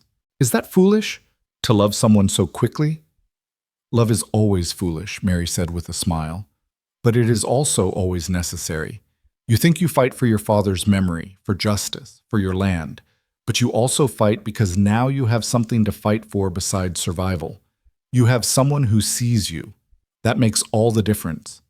She pressed something into Margaret's palm, a small carved stone that felt warm despite the cold air. For protection, for courage, for reminding you that you are stronger than you know. Then she was gone, disappearing into the darkness like smoke, and Elias was there to help Margaret into the wagon. Joseph and Marcus were already mounted, their rifles across their saddles, their faces set with determination. Ready? Elias's note said when he held it up for her to read in the dim light. Margaret looked at the camp behind them, at the people who'd offered their help despite having so little themselves. She looked at the vast Wyoming darkness ahead, full of danger and possibility in equal measure.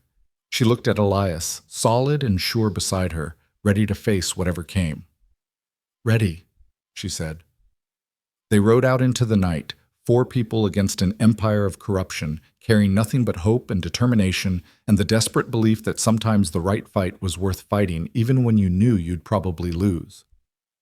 The first hours passed in tense silence. Joseph and Marcus ranged ahead, scouting the trail, while Elias drove the wagon with careful attention to every sound and shadow. Margaret sat beside him, one hand clutching the small stone Mary had given her, the other resting near the rifle they'd placed within her reach. The moon was a silver sliver, giving just enough light to see the trail without making them visible from a distance. They traveled slowly, avoiding the main road, following paths that wound through rocky terrain and stands of pine that would hide them from casual observation. Every time they heard something, a nightbird's cry, a coyote's howl, the snap of a branch, they froze, waiting to see if it was natural or if Tate's men had found them already. Around midnight, Marcus rode back to the wagon, his pony barely making a sound on the soft earth. He signed something to Elias, who nodded and brought the wagon to a halt. "What is it?" Margaret whispered. Marcus swung down from his pony, his voice equally quiet. "There's a creek about a mile ahead. Good place to rest the horses, refill the water barrels. Joseph's checking to make sure it's clear." They waited in the darkness, Margaret's heart hammering against her ribs. This was real now. They were fugitives, essentially, running from the law even though they were the ones trying to uphold it. If Calloway caught them, he'd arrest Elias for assault. Might arrest her too for conspiracy. They'd be thrown in Tate's jail, and that would be the end of everything. A bird call sounded from up ahead, 3 short notes. Marcus relaxed. Joseph's signal, all clear. They moved forward carefully until they reached the creek, a thin ribbon of water that caught the moonlight like liquid mercury. While Elias and Marcus tended the horses, Joseph appeared out of the shadows to speak with Margaret. "We're making good time," he said, crouching beside her wheelchair. At this pace, we'll reach the canyon country by dawn. We can hide there during the day, sleep in shifts, travel again tomorrow night. Have you seen any sign of pursuit? Not yet, but they'll come. Men like Tate don't let challenges go unanswered. Joseph's face was serious in the dim light. When they do come, we'll need to be ready to fight or run. You should know, if it comes to fighting, Marcus and I won't hesitate to kill. We've done it before. Not proud of it, but won't apologize for it either. Margaret thought about Elias's words from the night before, about being a monster if that's what protecting people required. I understand, she said. Do what you need to do to keep us all alive. Joseph nodded, respect flickering in his eyes. Your father was like that too, practical when he needed to be. He understood that sometimes survival doesn't leave room for being civilized. He was murdered for it. He was. But he died knowing he'd fought for something that mattered. That's more than most men can say. Joseph stood, his hand resting on the rifle at his side. Get some rest while you can, Mrs. Ward. Once we start moving again, there won't be much time for sleeping. But sleep was impossible. Margaret's mind raced with everything that could go wrong, every way this plan could fail and get them all killed. She thought about her father, about whether he'd be proud of what she was doing or horrified that she was risking not just her own life but the lives of others. She thought about Elias, this man she'd married out of desperation, who'd somehow become the most important person in her world in less than 2 days. Elias returned from checking the wagon and found her staring at the creek, lost in thought. He settled beside her wheelchair, close enough that their shoulders almost touched, and wrote a quick note. Afraid? Terrified, Margaret admitted. You? He wrote, Always. Fear keeps you sharp, makes you careful. The soldiers who weren't afraid were the ones who died first because they took stupid risks. How do you live with being afraid all the time? His pencil moved slowly. You don't live with it. You live through it. Big difference. Living with fear means letting it control you. Living through it means acknowledging it exists and doing what needs doing anyway. Margaret turned to look at him, at the way the faint moonlight caught the sharp planes of his face, the scar on his throat that should have killed him, but didn't. Do you ever wish things had been different? That you'd never gone to war, never got wounded, never lost your voice? Elias thought for a long moment, then wrote, If I'd never gone to war, I wouldn't have become who I am. If I hadn't lost my voice, I wouldn't have learned to see and hear things I missed before. If I'd stayed wherever I came from, and honestly I barely remember it now, I wouldn't have ended up in Sweetwater Springs, wouldn't have seen you in that bank, standing up to men who wanted you to be small, wouldn't be here now fighting beside you. So, no, I don't wish things were different. This is the only path that led me to you, and that makes it the right path. Margaret's vision blurred with tears she refused to shed. She took his hand, lacing her fingers through his, feeling the calluses and scars that told stories he couldn't speak aloud. I'm glad you're here, she whispered. I'm glad it's you. He squeezed her hand, and they sat together in the darkness, listening to water run over stones and horses shuffle in the grass, stealing a moment of peace before the violence they both knew was coming. Marcus's low whistle broke the moment. They looked up to see him standing alert, his hand on his rifle, staring back the way they'd come. Joseph appeared instantly, moving with that eerie silence Margaret was coming to associate with both brothers. What is it? Elias wrote quickly, showing the note to Joseph. Thought I heard something, probably nothing, but Joseph trailed off, his eyes scanning the darkness. We should move. Now. They packed up quickly and quietly, erasing what traces of their presence they could. Margaret's heart was racing again as Elias lifted her into the wagon, his movements efficient despite the darkness. The horses sensed the tension and shifted nervously as Marcus and Joseph mounted their ponies. They'd barely started moving when Margaret heard it too, the distant sound of hoofbeats, multiple horses moving fast, coming from the direction of Sweetwater Springs. How many? She whispered. Joseph held up 5 fingers, then 6, then 7. Too many to fight if they were Tate's men. Their only chance was to run and hide. The canyon, Marcus said urgently. We can lose them in the rocks if we get there first. Elias snapped the reins, urging the horses faster, and the wagon lurched forward. Margaret grabbed the side rail to steady herself, feeling every jolt and bounce as they raced through the darkness. Behind them, the hoofbeats grew louder, closer. Someone shouted, too far away to make out words, but the intent was clear. They'd been spotted. The canyon country rose ahead of them like a darker shadow against the dark sky. Margaret saw Joseph and Marcus split off, flanking them, their rifles ready. If the pursuit caught up before they reached cover, the brothers would have to slow them down, buy time with bullets and blood. A gunshot cracked through the night. Margaret flinched, but the bullet went wide, hitting rocks somewhere to their left. Return fire came from Marcus, 3 quick shots, measured and controlled. A horse screamed, and the pursuing hoofbeats faltered for a moment. "They're not trying to kill us," Joseph called out, his voice tight. "They're trying to disable the wagon. Tate wants you alive." That was somehow worse. Margaret knew what Tate would do if he caught them, knew the kind of persuasion he'd use, the threats he'd make, the pain he'd inflict to get what he wanted. Death would almost be kinder. The wagon hit a rut and bounced so hard Margaret bit her tongue, tasting blood. Elias fought to keep control, his hand steady on the reins even as more gunfire erupted behind them. She heard a bullet punch through the canvas cover of the wagon, far too close. Then they were in the canyon, walls of stone rising on either side, narrowing the path and forcing their pursuers into a single-file approach.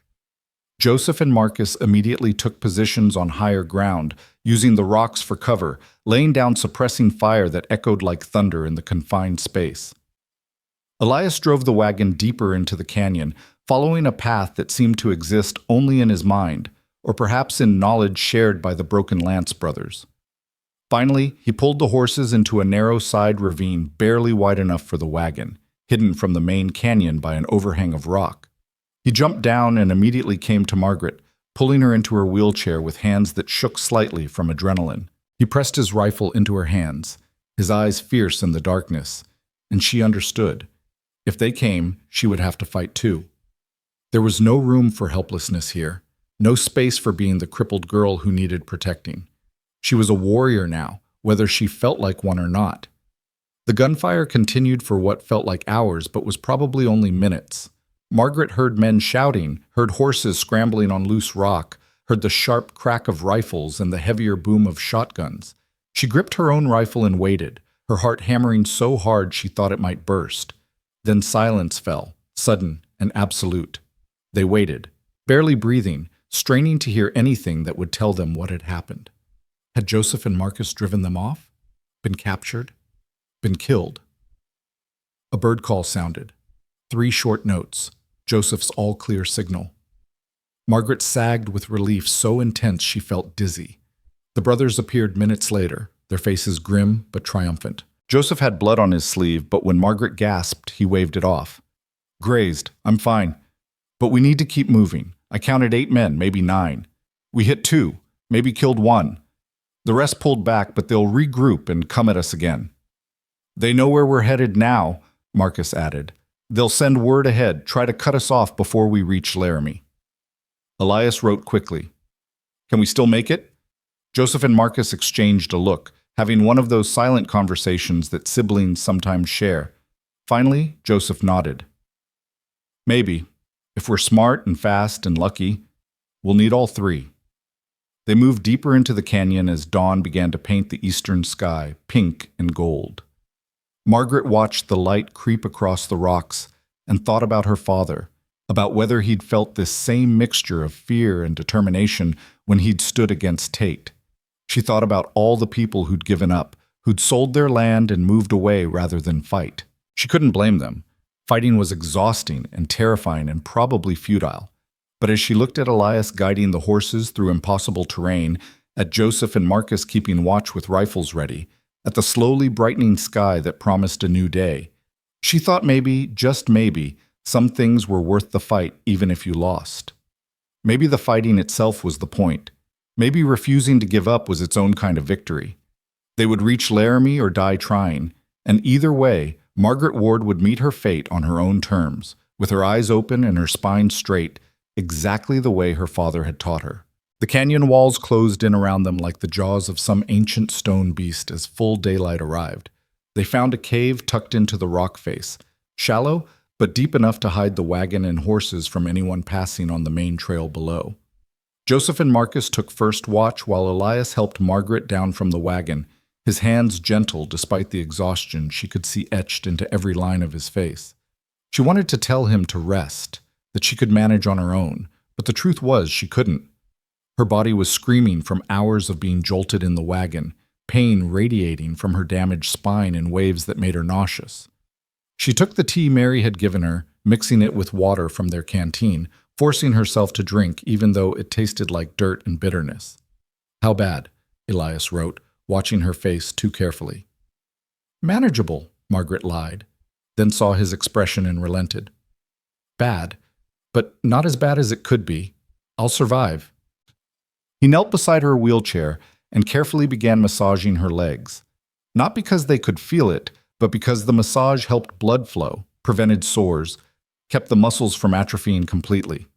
Her father's doctor had taught her this in the early days after the accident, back when she'd still hoped feeling might return. It hadn't, but the routine remained necessary. Margaret watched Elias's scarred hands work with practiced efficiency and felt something break open in her chest. This man, who'd known her for barely 3 days, was tending to her body with more care than most people showed their own. He hadn't signed up for this, for a wife who needed constant accommodation, whose disability made everything harder. Yet here he was, his fingers gentle on useless legs, his expression concentrated and serious, like this was the most important task in the world. "You don't have to do this," she whispered. He looked up at her and wrote with one hand while continuing to work with the other. "I know. I want to." "Why?" His pencil paused, and she saw him struggle with how to express something that didn't have easy words.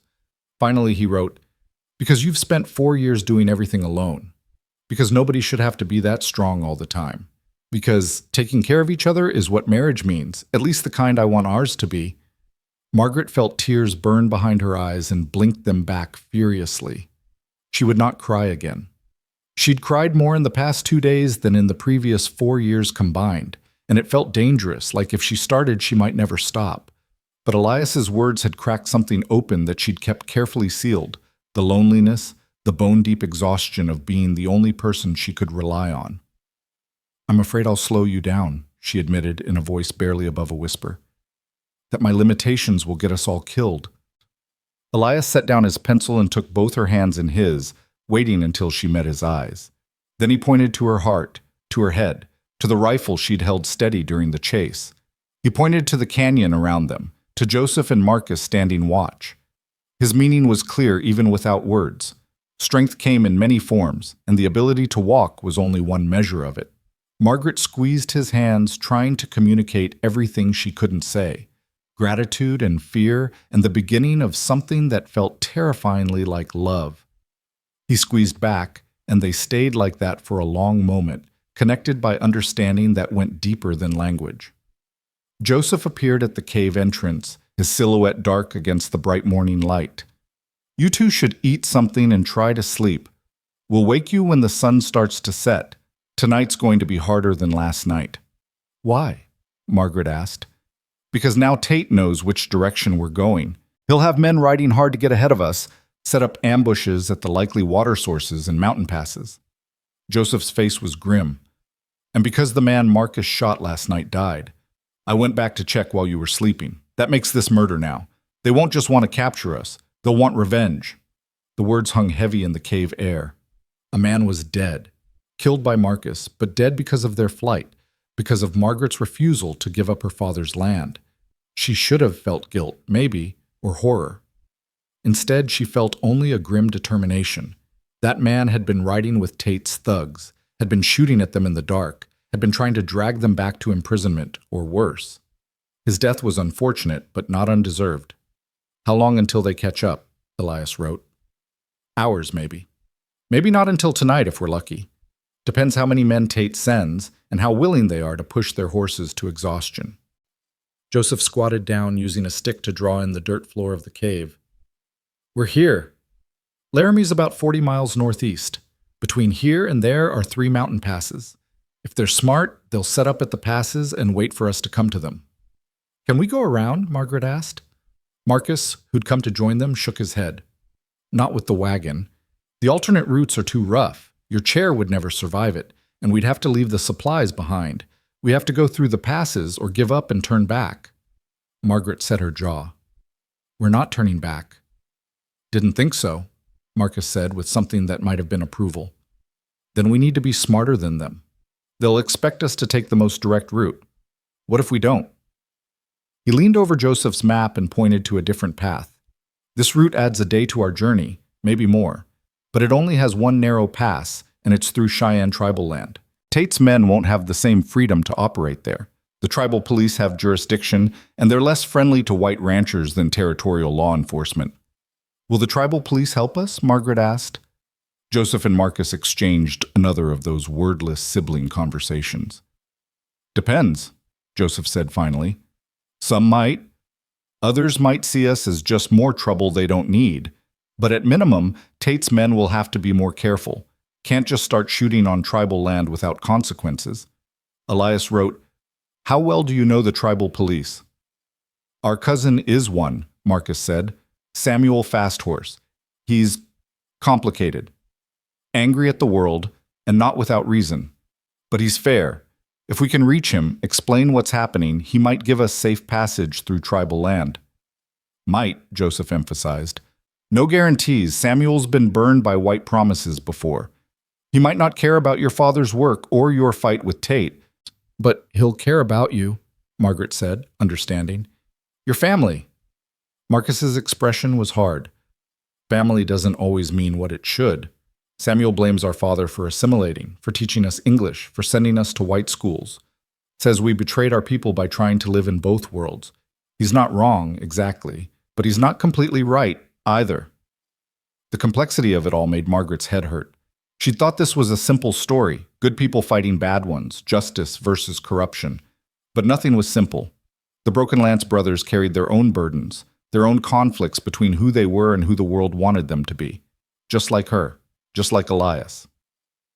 "We try for tribal land," Margaret decided. "It's our best chance, even if it's not a guarantee." Elias nodded agreement and wrote, "When do we leave?" "Sunset," Joseph said. "Get some rest while you can, all of you. Marcus and I will keep watch and plan the route in more detail." But rest was elusive. Margaret dozed fitfully, her dreams full of gunfire and falling and her father's face the last time she'd seen him alive, telling her to be strong, to never give up the fight. She woke with a gasp to find Elias sitting beside her wheelchair, his hand on her shoulder, his face concerned in the dim cave light. "Sorry," she whispered. "Bad dreams." He wrote, "Me too. Always me too." They sat together in comfortable silence, listening to the wind whistle through the canyon outside.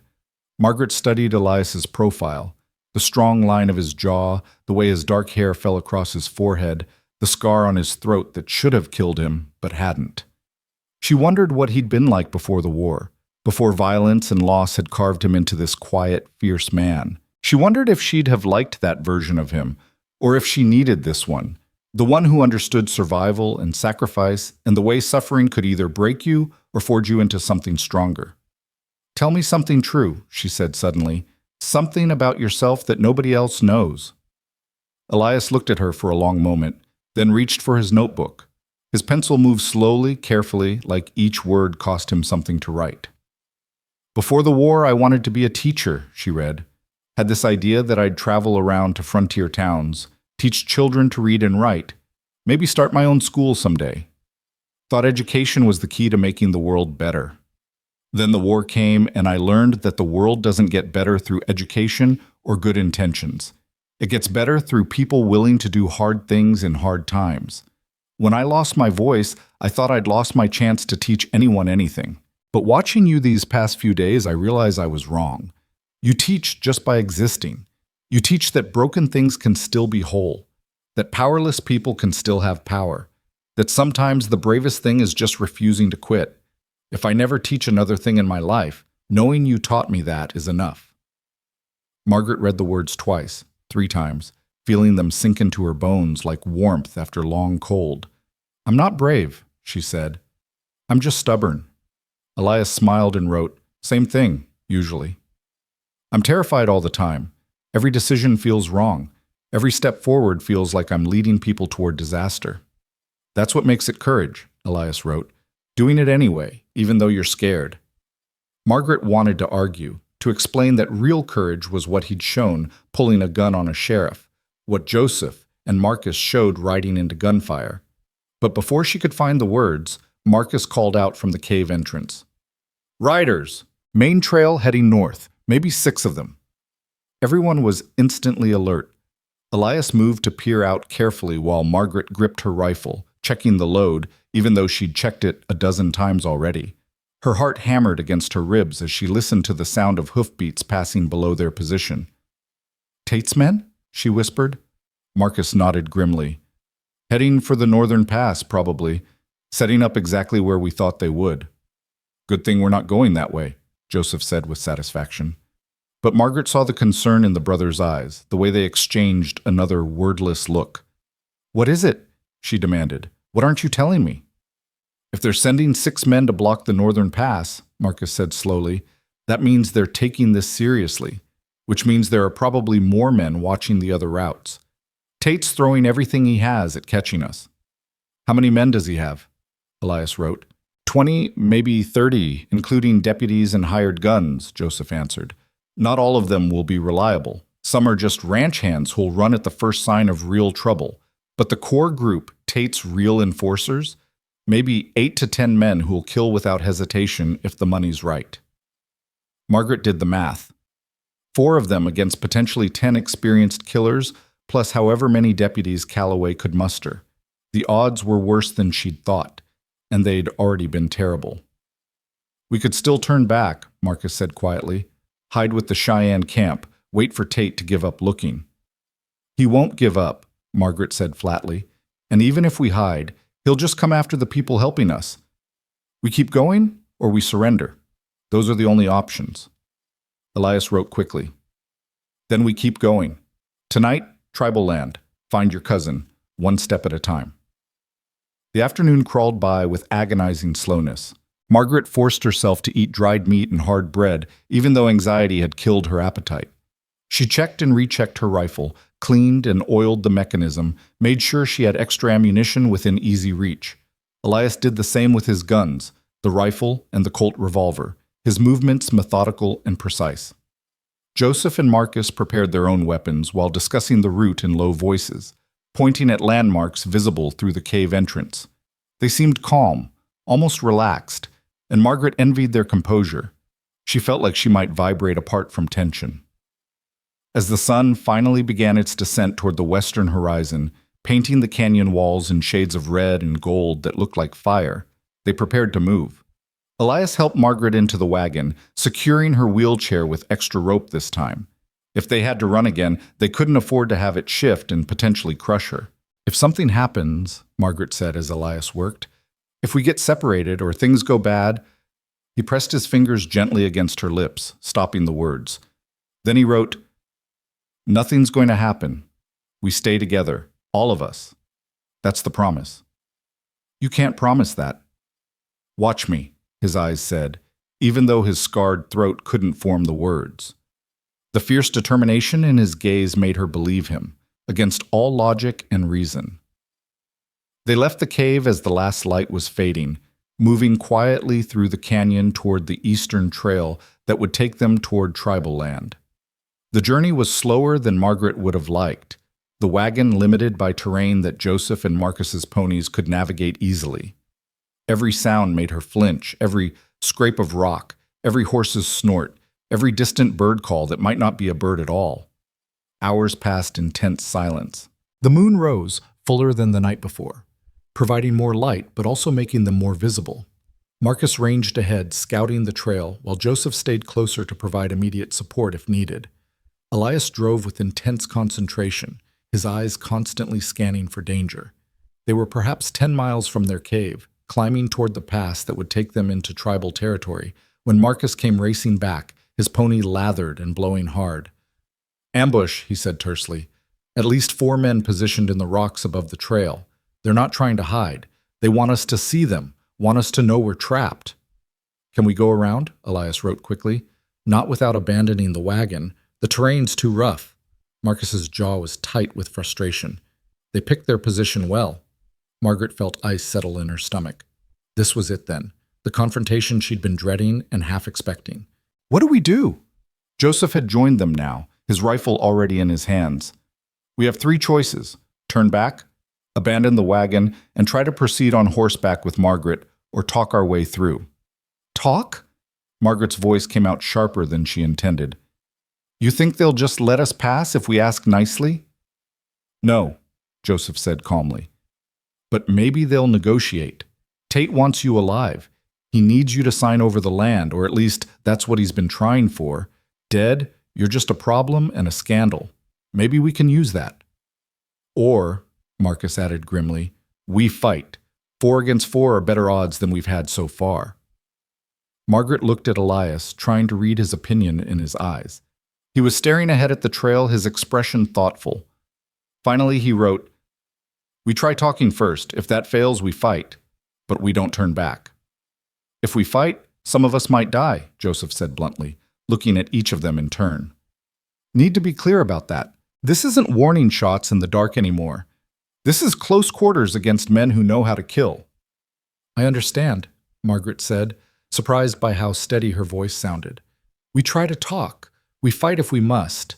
We don't surrender. The brothers nodded, and something passed between the 4 of them, an understanding that they were all committed now, that whatever happened next, they'd face it together. Margaret felt the weight of that commitment, the responsibility of knowing that people might die because of her stubbornness, her refusal to let go of land and justice, and her father's memory. But she also felt something else, pride maybe, or purpose. For 4 years she'd been helpless, dependent, watching the world happen around her while she could only endure. Now she was acting. Now she was fighting. If she died tonight, at least she'd die as a participant in her own story rather than a victim of someone else's. They moved forward slowly, deliberately, making no effort to hide their approach. When they rounded the bend and the ambush point came into view, Margaret saw exactly what Marcus had described. 4 men positioned in rocks above the trail, rifles aimed down, with no cover for anyone passing below. It was a perfect killing field. One of the men stood as they approached, stepping into full view. Margaret recognized him even at a distance. Jack Reeves, the scarred thug from the church, his right wrist still bandaged from where Elias had nearly broken it. His grin was visible even in the moonlight, sharp and mean. Well, well, Reeves called down. The cripple and her collection of misfits. Took you long enough to get here. We've been waiting. Elias brought the wagon to a stop and set the brake. He wrote quickly and showed the note to Margaret. Let me handle this. But Margaret shook her head. This was her fight, her land, her father's legacy. She wouldn't hide behind Elias, no matter how much he wanted to protect her.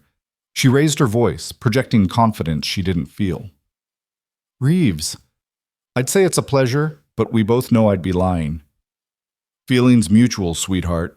Reeves spat tobacco juice over the edge of the rock. But you're out of options now. Mayor Tate's been real patient with you, but patience has limits. Time to come on back to Sweetwater Springs and have a reasonable conversation about that land of yours. You mean time to be threatened and coerced until I sign forged documents? Margaret shot back. I don't think so. See, that's what I love about you, Margaret. You got spirit. Reeves's grin widened. But spirit don't stop bullets. Now you got 2 choices.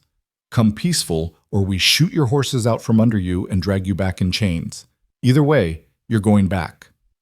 Margaret felt Elias tense beside her, felt Joseph and Marcus shift their positions subtly, preparing for violence. The night air was thick with tension, every breath feeling like it might be the last peaceful one they'd take.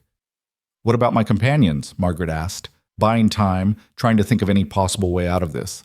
They've done nothing wrong except help a woman travel safely. You going to murder innocent men for doing the decent thing?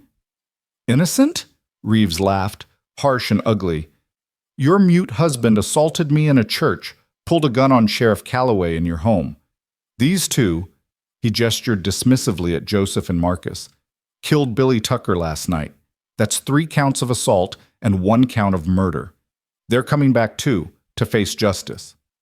Tate's justice, Joseph said quietly, which is to say, no justice at all. Don't matter what you call it, Reeves said. End result's the same. Now, I'm going to count to 10. If you ain't climbing down from that wagon by the time I hit 10, we start shooting. And we'll start with the horses, so you can watch them die before we move on to your Indian friends here. He started counting. Margaret's mind raced, searching desperately for options and finding none. They couldn't fight. The position was too good, the cover too solid. They couldn't run. The horses were already tired, and they'd be shot in the back before they made 50 feet. They couldn't negotiate. Reeves had orders and no authority to deviate from them. 6, 7. Elias's hand found Margaret's, squeezed once, hard.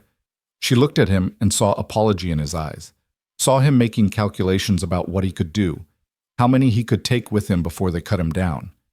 He was preparing to sacrifice himself to give her a chance to escape. "No," Margaret whispered. "Don't you dare." 8! Marcus and Joseph had their rifles up now, tracking targets. It would be a bloodbath. Everyone would die, and for what? For land? For pride? For a justice system that had never worked for people like them anyway? 9. Margaret opened her mouth to surrender, to tell Elias and the brothers to stand down, that she wouldn't let them die for her stubbornness. But before she could speak, a new voice cut through the night, sharp, commanding, speaking in Cheyenne. Everyone froze.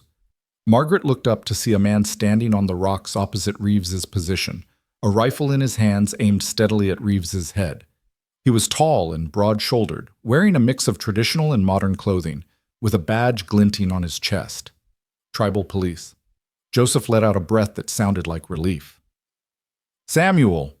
The newcomer spoke again in Cheyenne, longer this time, his tone making it clear this wasn't a request. Reeves's men shifted nervously, their guns now divided between targets, Margaret's group and this new threat. "What's he saying?" Margaret whispered.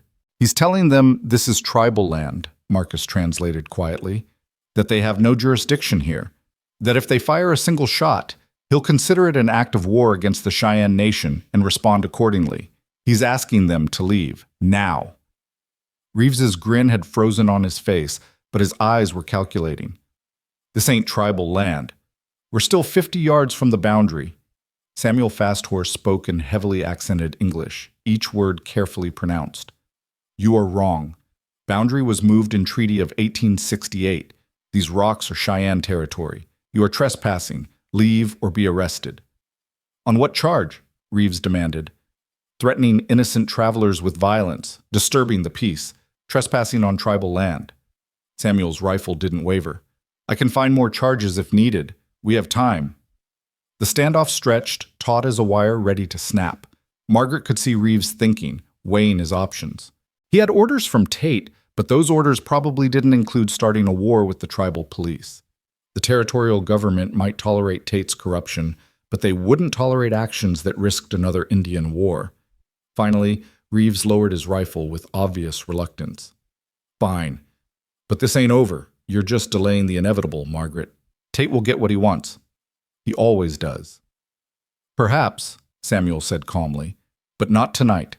Not on my land. Leave now." Reeves and his men withdrew, mounting horses that had been hidden in the rocks and riding back toward Sweetwater Springs. Margaret watched them go, hardly daring to believe they'd actually left, that Samuel Fasthorse had just saved their lives with nothing but words and a steady rifle. When the hoofbeats had faded completely, Samuel climbed down from his position and approached the wagon. Up close, Margaret could see the resemblance to Joseph and Marcus, the same sharp features, the same intelligent eyes.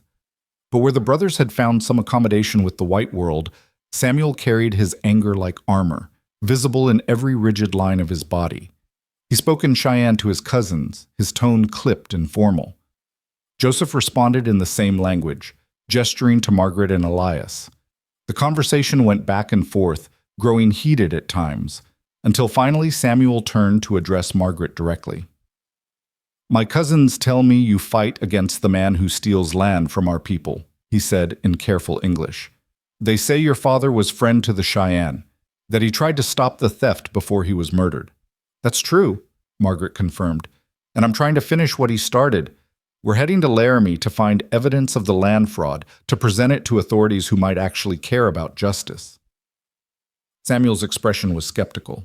White man's justice has never served our people. Why should it serve you? It was a fair question, and Margaret didn't have a good answer. Maybe it won't, she admitted. Maybe this whole journey is pointless, and we'll all die or fail or get arrested. But I have to try, because if I don't, then my father died for nothing, and if I don't, then Randall Tate wins, and he keeps stealing and killing until there's nothing left worth saving. Samuel studied her in silence, his dark eyes unreadable. Finally he spoke again, this time in Cheyenne directed at Joseph and Marcus. Whatever he said made both brothers relax slightly, their relief obvious. What did he say? Margaret asked. Marcus smiled slightly. He said you have the heart of someone who's lost everything but refuses to be broken. He said he understands that heart because he has it too. He'll give us safe passage through tribal land and provide escort to make sure no one else tries what Reeves did.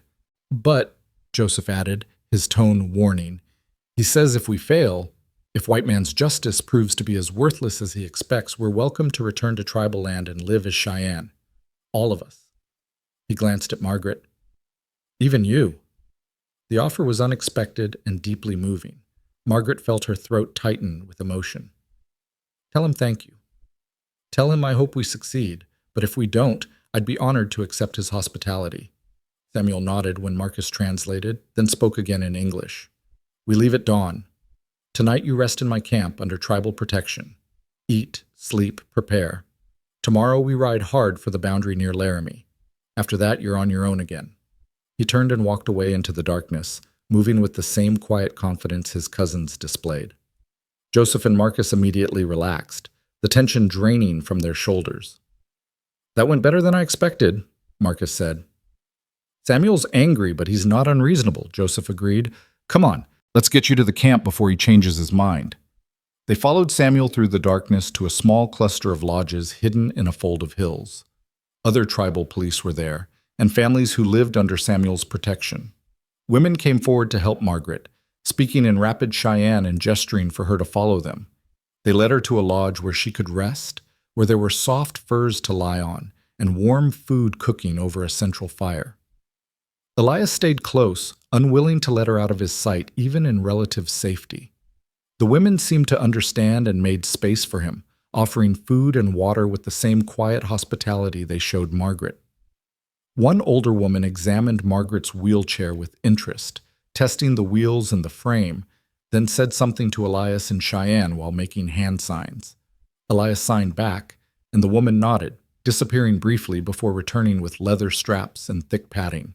She and Elias worked together to reinforce the wheelchair, adding cushioning to places that had worn through, securing loose joints, improving it in ways that would make the rest of the journey less painful. Margaret watched them work and felt tears threaten again. These people owed her nothing. Their own lives were hard enough without taking on the burdens of a white woman's fight. Yet here they were, sharing food and shelter and skill, treating her not like a charity case, but like someone worth helping. When the wheelchair was finished, the old woman touched Margaret's cheek gently and spoke in Cheyenne. She didn't need translation to understand the sentiment. You are not alone. We see you. We help. That night, Margaret slept more soundly than she had since before her father's death. The lodge was warm, the furs were soft, and most importantly, she was surrounded by people who'd chosen to stand with her. Elias lay nearby, close enough to touch if she reached out, far enough to be respectful of the space they were sharing with others. His presence was a comfort that went beyond physical protection. He was her anchor, her reminder that she'd chosen correctly when she'd said yes to his silent proposal. She woke before dawn to find him already awake, sitting cross-legged near the fire, cleaning his guns one more time. His movements were meditative, practiced, the ritual of a soldier preparing for battle. When he noticed her watching, he set aside the rifle and came to her, helping her transfer to the wheelchair without needing to be asked. Today we cross into Wyoming territory proper, she said quietly, not wanting to wake the others. After that, we're only a day from Laramie if we push hard. Elias wrote, and if Tate's men are waiting, then we fight, Margaret said, surprised by how calm she felt saying it. Or we die. But we don't quit. Not when we're this close. He studied her face in the dim firelight, then wrote, You've changed since I met you. harder somehow, but not in a bad way, like steel that's been tempered. I had to change. The girl I was before the accident, before my father died, she couldn't have done this. She wasn't strong enough. Sometimes I think the accident and everything after was the price I had to pay to become someone who could fight back. That's a hell of a price, Elias wrote. Yes, Margaret agreed, but maybe it was worth it. Ask me again when this is over. They shared a simple breakfast of cornmeal mush and dried berries with Samuel and the brothers while the camp stirred to life around them. Samuel explained the route they'd take, a narrow trail that skirted the edge of tribal land before rejoining the main road just south of Laramie. It would be dangerous for a few hours, exposed and visible, but it was the fastest path that kept them under tribal protection for as long as possible. Once you cross the boundary, Samuel said, his English more fluid this morning, you're back under territorial law. I can't follow you there without causing problems my people don't need. You'll be alone again. We understand, Margaret said. You've already done more than we had any right to ask. Samuel looked at her with those sharp, intelligent eyes. Your father spoke for my people when others stayed silent. That creates obligation.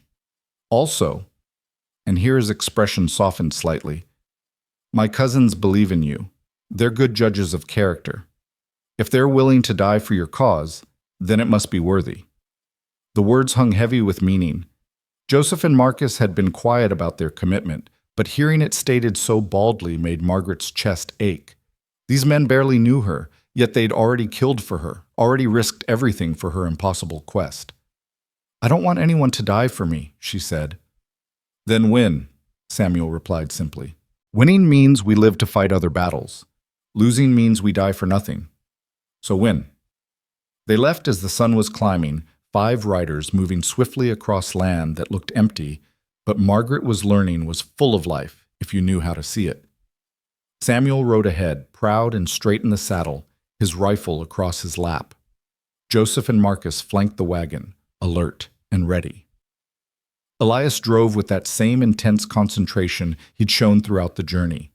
Margaret sat beside him, her own rifle within reach, watching the horizon for any sign of pursuit or ambush. Her body ached from days of hard travel, her spine sending constant complaints that the tea could only partially dull. But her mind was clear, focused, ready for whatever came next. The hours passed in tense watchfulness. They saw riders in the distance several times, impossible to tell if they were Tate's men or just regular travelers. Each time, Samuel would ride ahead to investigate, returning with reports that they were clear to proceed. His presence alone seemed to deter anyone from approaching too closely. Around midday, they reached the boundary. It wasn't marked by anything official, just a change in the land, a shift from the protected territory into open Wyoming. Samuel pulled his horse to a stop and sat for a moment, looking at the road ahead. Then he spoke in Cheyenne, long and formal. Joseph translated quietly for Margaret and Elias. He says the land ahead is hungry for blood, says he can feel it the way animals feel coming storms. He says to be watchful, to be ready, to remember that courage isn't about not being afraid. It's about being afraid and riding forward anyway. He says we honor our ancestors by fighting even when we know we might lose. He says go with the Spirit's protection, and if we fall as warriors. Samuel turned his horse and rode back toward tribal land without looking back. Margaret watched him go, this proud, angry man who'd saved them despite having every reason not to, and silently promised she'd make his help mean something. How far to Laramie? She asked. 6 hours if we don't stop, Marcus answered. Maybe 8 if we're careful. Then let's be careful but quick, Margaret decided. I want to reach Judge Abernathy before nightfall. They rode hard, the wagon bouncing over rough terrain, the horses pushed to the edge of their endurance. Margaret's world narrowed to pain and determination and the constant scan of the horizon for threats. Every shadow could be an ambush. Every rise could hide enemies, but they kept moving, kept pushing, kept refusing to surrender to fear or fatigue. The sun was touching the western horizon when Laramie finally appeared, a sprawl of buildings that looked almost civilized compared to Sweetwater Springs, with proper streets and brick buildings, and the suggestion of law that actually meant something. Margaret felt hope kindle in her chest for the first time in days. They'd made it. Against all odds, through violence and fear and exhaustion, they'd actually made it. Then she saw the riders blocking the road ahead, and hope turned to ice. There were at least a dozen of them, spread across the trail in a line that made it clear they weren't moving. Sheriff Calloway sat in the center on a big bay horse, his badge glinting in the fading light. Beside him was Mayor Randall Tate himself, smiling that cold, predatory smile Margaret had learned to hate. "End of the line, Margaret," Tate called out as they approached. "I have to admire your persistence, but this foolishness stops now." Margaret felt the familiar weight of despair trying to settle on her shoulders, but she refused to let it take hold. They hadn't come this far, survived this much, just to surrender now with Laramie visible in the distance. She could see the town's church steeple rising against the darkening sky, could almost imagine Judge Abernathy in his office somewhere among those buildings, unaware that the daughter of his old friend was so close and yet potentially so impossibly far away. Elias brought the wagon to a stop, his body coiled with tension. Joseph and Marcus moved their ponies closer, forming a protective semicircle around the wagon. Margaret counted the men facing them, 12, just as she'd thought, all armed, all wearing expressions that ranged from bored to actively hostile. These weren't just Tate's usual thugs. She recognized 2 territorial deputies among them, men who should have been upholding the law rather than helping a corrupt mayor hunt down a woman trying to expose his crimes. "Mayor Tate," Margaret said, keeping her voice level despite the fear hammering in her chest. "Funny seeing you so far from Sweetwater Springs. Don't you have a town to run into the ground?" Tate's smile widened, but his eyes stayed cold as January ice. "Oh, I do. But when one of my citizens goes missing, when she's clearly been kidnapped by a mute drifter and a couple of renegade Indians, well, I feel obligated to mount a rescue operation. It's what any responsible public servant would do." The lie was so brazen Margaret almost laughed. "Kidnapped? I'm traveling with my husband in hired escorts. Last I checked, that wasn't illegal." "Your husband," Tate repeated, his voice dripping with mock concern. "Yes, let's talk about him. Elias Ward wanted for assault on a peace officer. And your escorts, Joseph and Marcus Broken Lance, wanted for the murder of Billy Tucker. You're not traveling with protectors, Margaret. You're traveling with criminals, and I'm here to bring them to justice." Sheriff Calloway rode forward a few paces, his hand resting on his gun. "Elias Ward, you're under arrest for assault on my person and on Jack Reeves. Joseph and Marcus Broken Lance, you're under arrest for murder. Come peacefully, and nobody else needs to get hurt." Margaret felt Elias tense beside her, felt Joseph and Marcus shift into fighting positions. This was it, the moment where they either surrendered or started a gunfight they couldn't win. 12 against 4, with Margaret unable to even stand to fight. The math was brutal and unforgiving.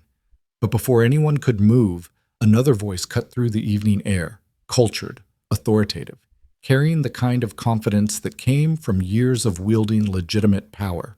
"Sheriff Calloway, I wasn't aware the Sweetwater Springs jurisdiction extended all the way to Laramie. Perhaps you'd care to explain what legal authority you have to make arrests in my county." A man rode forward from the direction of town, flanked by 2 riders wearing deputy badges that Margaret didn't recognize. The speaker was older, maybe 60, with iron gray hair and a face that looked like it had been carved from granite. He wore a suit that suggested education and means, and he sat his horse with the easy confidence of someone who'd been doing it his whole life. Margaret's heart leaped with desperate hope. "Judge Abernathy?" The man's stern expression softened slightly when he looked at her. "Margaret Hale? Good Lord, child, you look just like your mother. Samuel wrote to me about your marriage, but I didn't expect to see you quite so soon."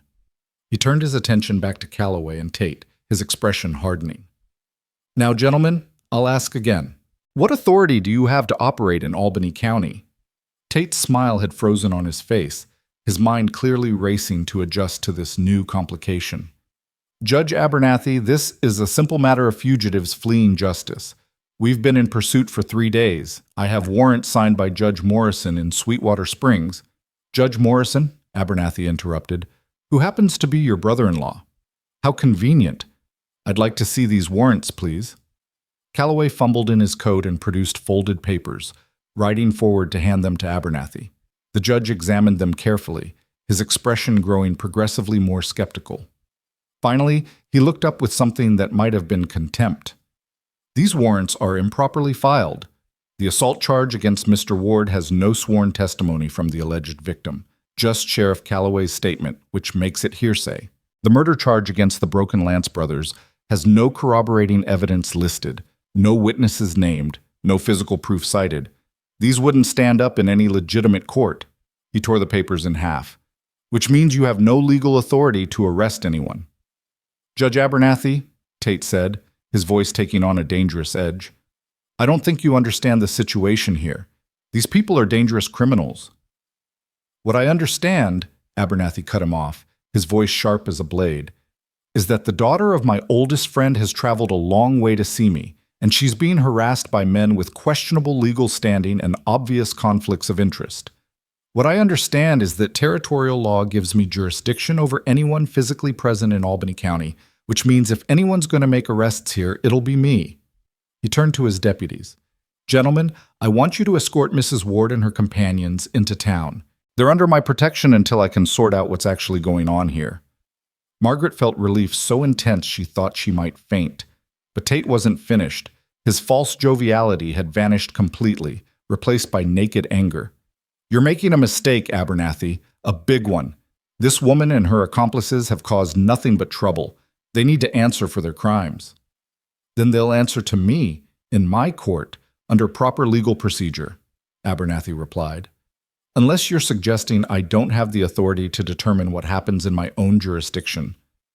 That would be a very serious accusation to level at a territorial judge, Mayor Tate. The kind of accusation that might prompt me to look into your activities more closely. I imagine a man in your position wouldn't want that kind of scrutiny." The threat was clear, and Margaret saw calculation flash across Tate's face. He was weighing his options: push harder and risk Abernathy becoming an active enemy, or back down and regroup. The mayor had built his power on knowing when to press and when to retreat, and some instinct must have told him this wasn't the time for confrontation. "Of course not, Judge," Tate said, his smile returning like a mask sliding back into place. "I'm sure you'll handle this appropriately. We'll be staying in Laramie for a few days in case you need our testimony or assistance. I've taken rooms at the Grand Hotel." "How thoughtful," Abernathy said dryly. "Now, if you'll excuse us, I have guests to attend to." He turned his horse and gestured for Margaret's group to follow. Elias didn't hesitate, snapping the reins and urging the tired horses forward. As they passed through the line of Tate's men, Margaret felt hostile eyes on her, felt the weight of their anger and frustration. This wasn't over. Tate wouldn't give up just because one judge had intervened. But for now, for this moment, they were safe. The ride into Laramie felt surreal after days of constant danger. Elias drove slowly, carefully, while Judge Abernathy rode beside the wagon asking gentle questions about her journey and her father's death. Margaret answered as best she could, her mind still reeling from how close they'd come to disaster. "Samuel's letter told me some of what's been happening," Abernathy said as they navigated the town's streets. "But I'd like to hear the full story from you, everything your father discovered, everything that's happened since his death. Can you do that?" "Yes," Margaret said. "That's why we came. We need access to the Territorial Land Office, to the original deed records. My father believed Tate has been forging documents, stealing land from families who can't afford to fight back legally. If we can compare the original deeds to the versions Tate's been filing, you'll have proof of fraud," Abernathy finished, "which would not only invalidate every claim Tate's made, but potentially expose him to federal prosecution for defrauding the government." "That's brilliant, Margaret. Your father trained you well." They arrived at a large house on the edge of town, clearly Judge Abernathy's residence, a two-story structure with a wraparound porch and well-tended gardens. A woman appeared on the porch as they pulled up, her face concerned but welcoming. "Daniel, what on earth?" she started, then stopped when she saw Margaret. "Oh, my lord, is that Samuel Hale's girl?" "It is," Abernathy confirmed, dismounting. "Martha, we have guests. 4 of them, and they've had a rough few days. Can you prepare rooms and something to eat?" Martha Abernathy was already moving, calling for servants, organizing with the efficient grace of someone who'd spent a lifetime managing a judge's household. Within minutes, Margaret found herself being helped inside by kind hands, her wheelchair navigating the ramp that had clearly been added to accommodate visitors with mobility challenges. The house was warm and smelled like bread baking and wood smoke and safety. Margaret felt something inside her uncoil slightly, exhaustion rushing in to fill the space where adrenaline had been. Elias stayed close, his presence a constant reassurance, while Joseph and Marcus were shown to rooms in the back where they could rest and clean up. Judge Abernathy led Margaret to his study, a book-lined room that reminded her achingly of her father's office before Tate's men had ransacked it. He poured her a glass of brandy that she accepted gratefully, the burn of it helping to steady her frayed nerves. "Now," he said, settling into a leather chair across from her, "tell me everything." So she did. Starting with the day her father had told her he'd discovered irregularities in Tate's land claims, through the accident that had stolen her legs and the murder disguised as a hunting mishap, to the years of threats and pressure, to her marriage to Elias and the flight across Wyoming territory. Abernathy listened without interrupting, his expression growing progressively grimmer. When she finished, he sat in silence for a long moment, his fingers steepled beneath his chin. Finally, he spoke. "Samuel was one of the best men I've ever known. Honest to a fault, brave when it mattered, unwilling to look away from injustice, even when it would have been easier and safer. His death was a tragedy, and I've spent 2 years wishing I'd been there to help him. Maybe I could have—" He stopped, shaking his head. "But regret doesn't change the past. What matters is what we do now." "Can you help us?" Margaret asked. "Can you access the land office records?" "I can do better than that," Abernathy said. "I can subpoena them officially, which means Tate can't claim they were stolen or tampered with. And I can do it tonight, before Tate has a chance to send word to any Confederates who might be working in the land office.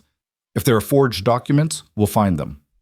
Hope bloomed in Margaret's chest, almost painful in its intensity. "And if we find proof? Then I'll issue warrants, real ones, properly filed, with evidence for Tate's arrest. I'll also send word to the territorial governor and the U.S. Marshal. Tate's been operating with impunity because he's controlled the local law enforcement, but he doesn't control me, and he doesn't control federal authorities." Abernathy's expression was fierce. "We'll bring him down, Margaret, for your father, for all the families he's destroyed, for justice." The words were everything Margaret had dreamed of hearing for 4 years, but she'd learned not to trust hope too easily. Tate's not going to let this happen without a fight. He's already killed to protect his secrets. He'll kill again. "Let him try," Abernathy said grimly. "I have deputies I trust, men who aren't on Tate's payroll, and I have friends in the territorial government who've been looking for a reason to investigate Sweetwater Springs for years. Tate's made enemies, Margaret, powerful ones. All we need is evidence, and his empire of corruption crumbles." A knock on the study door interrupted them. Martha Abernathy poked her head in, her expression apologetic. "I'm sorry to disturb, but there's a young man here asking to see Mrs. Ward. Says his name is Samuel Fasthorse, and he has important information." Margaret exchanged a startled look with Judge Abernathy. "Samuel? I thought he'd gone back to tribal land." "Show him in," Abernathy said. Samuel entered the study with that same proud bearing he'd shown throughout their journey, but his face was tight with concern. He spoke rapidly in Cheyenne, and Margaret realized with frustration that she couldn't understand. Judge Abernathy, however, seemed to follow perfectly, his own expression growing alarmed. "What is it?" Margaret demanded. "What's he saying?" Abernathy held up a hand for patience as Samuel finished speaking. Then he turned to Margaret, his face grave. "Samuel followed Tate's men after we left. He wanted to make sure they actually went to the hotel, didn't try to circle back and ambush you. But instead of going to the hotel, they went to the telegraph office. Tate sent multiple wires. Samuel couldn't see who they were addressed to, but one of them was quite long. He believes Tate is calling in reinforcements and possibly alerting Confederates in Laramie to interfere with our investigation." Margaret felt cold dread settle in her stomach. "How long do we have?" "Hours, maybe. Depends how quickly people respond to Tate's summons." Abernathy stood decisively. "Which means we move now, tonight. I'll get the subpoena issued immediately and head to the land office with deputies. You and your people stay here where it's safe and defensible. If Tate's going to escalate, I don't want you caught in the crossfire. I'm coming with you." Margaret said flatly. Margaret, those are my father's documents, his work, his evidence, his legacy. I need to be there when we find them. I need to see this through. She met Abernathy's eyes with absolute determination. I didn't come all this way to hide in safety while other people fight my battles. Abernathy looked like he wanted to argue, but something in her expression must have convinced him it would be futile. Your father was just as stubborn, he said with a sigh. Fine, but you stay with me and my deputies at all times. Understood? Understood, Margaret agreed. Grit. Within an hour, they were moving through Laramie's darkened streets. Judge Abernathy, Margaret, Elias, 4 trusted deputies, and Samuel Fasthorse, who'd insisted on accompanying them despite Abernathy's concerns about jurisdiction. The land office was a squat brick building near the territorial courthouse, locked and dark at this hour. Abernathy produced keys and the official subpoena, letting them in with the authority of his position. Inside, the office smelled like old paper and dust and secrets waiting to be uncovered. Rows of filing cabinets lined the walls, each one containing hundreds of land deeds and property records dating back decades. Finding the specific documents they needed would take hours of searching. Sweetwater Springs claims from the past 5 years, Abernathy told his deputies. Start pulling every file. We'll need to examine signatures, dates, witness statements. Look for anything that seems irregular. They worked by lamplight, the deputies pulling files and stacking them on a large table where Margaret and Abernathy began the painstaking process of examination. Elias stayed close to Margaret, his presence protective, while Samuel and 1 deputy kept watch at the doors and windows. The first hour yielded nothing concrete, just the normal bureaucracy of land claims properly filed and witnessed. Margaret felt frustration building. What if they were wrong? What if her father had been mistaken? Or what if Tate had been more careful than they thought? Then Abernathy made a soft sound of discovery. Margaret, look at this. He held up 2 documents side by side. Both were deeds to the same property, 50 acres near Silver Creek, originally belonging to a Cheyenne family named 3 Ravens. The first deed, dated 1879, showed the family's traditional mark and the signature of Margaret's father as witnessing magistrate. The second deed, dated 1881, showed the same property being transferred to one of Tate's dummy corporations. But the witness signatures were different, and the 3 Ravens family's mark looked slightly off. The same general shape, but executed with less confidence, like someone copying something they didn't fully understand. This is a forgery, Abernathy said with certainty. The original deed is valid and properly witnessed. The second one transfers property that was never legally sold. If we can find more examples like this, we can prove systematic fraud, Margaret finished, her heart racing. Keep looking, there have to be more. They found them. Over the next 2 hours, they uncovered 17 separate cases where original deeds had been followed by forged transfers to Tate or his associates. Some were Cheyenne land, but others belonged to white families who'd probably been threatened or driven out. The pattern was clear and damning. Tate had been stealing land through forged documents for at least 5 years, maybe longer. This is enough, Abernathy said, his voice tight with controlled anger. This is more than enough to not only stop Tate, but to put him in prison for decades. We'll need to secure these documents, make copies, get them to the territorial governor and the U.S. Marshal immediately. Glass shattered as a window exploded inward. One of the deputies cried out and fell, blood blooming on his shoulder. Gunfire erupted from multiple directions, bullets punching through windows and splintering the wooden doorframe. "Get down!" Abernathy shouted, diving behind a filing cabinet. Elias grabbed Margaret's wheelchair and pulled her behind the solid oak table, using his body to shield her. Return fire came from Samuel and the other deputies, the sound deafening in the enclosed space. "How many?" Abernathy called out. "At least 6, maybe more," one deputy shouted back. "Front and back entrances both covered." Margaret's mind raced.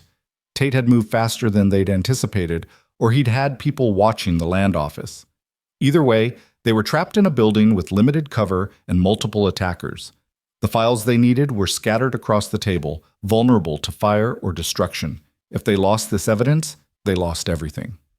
"We need to get these documents out," she said urgently to Abernathy. "I'm open to suggestions on how," he replied. wincing as a bullet ricocheted off the filing cabinet above his head. Elias was writing frantically in his notebook, his handwriting almost illegible in his haste. He showed it to Margaret. Samuel and I can create diversion, get their attention, draw fire. Deputies can get you and documents out back door to courthouse. Safe there. No, Margaret said immediately. That's suicide. There are too many of them. Elias's eyes met hers, and she saw the determination there, the willingness to sacrifice himself so she could escape with the evidence that would destroy Tate. He wrote again. Your father died for this. I won't let his death mean nothing. Get the files to safety. Finish what he started.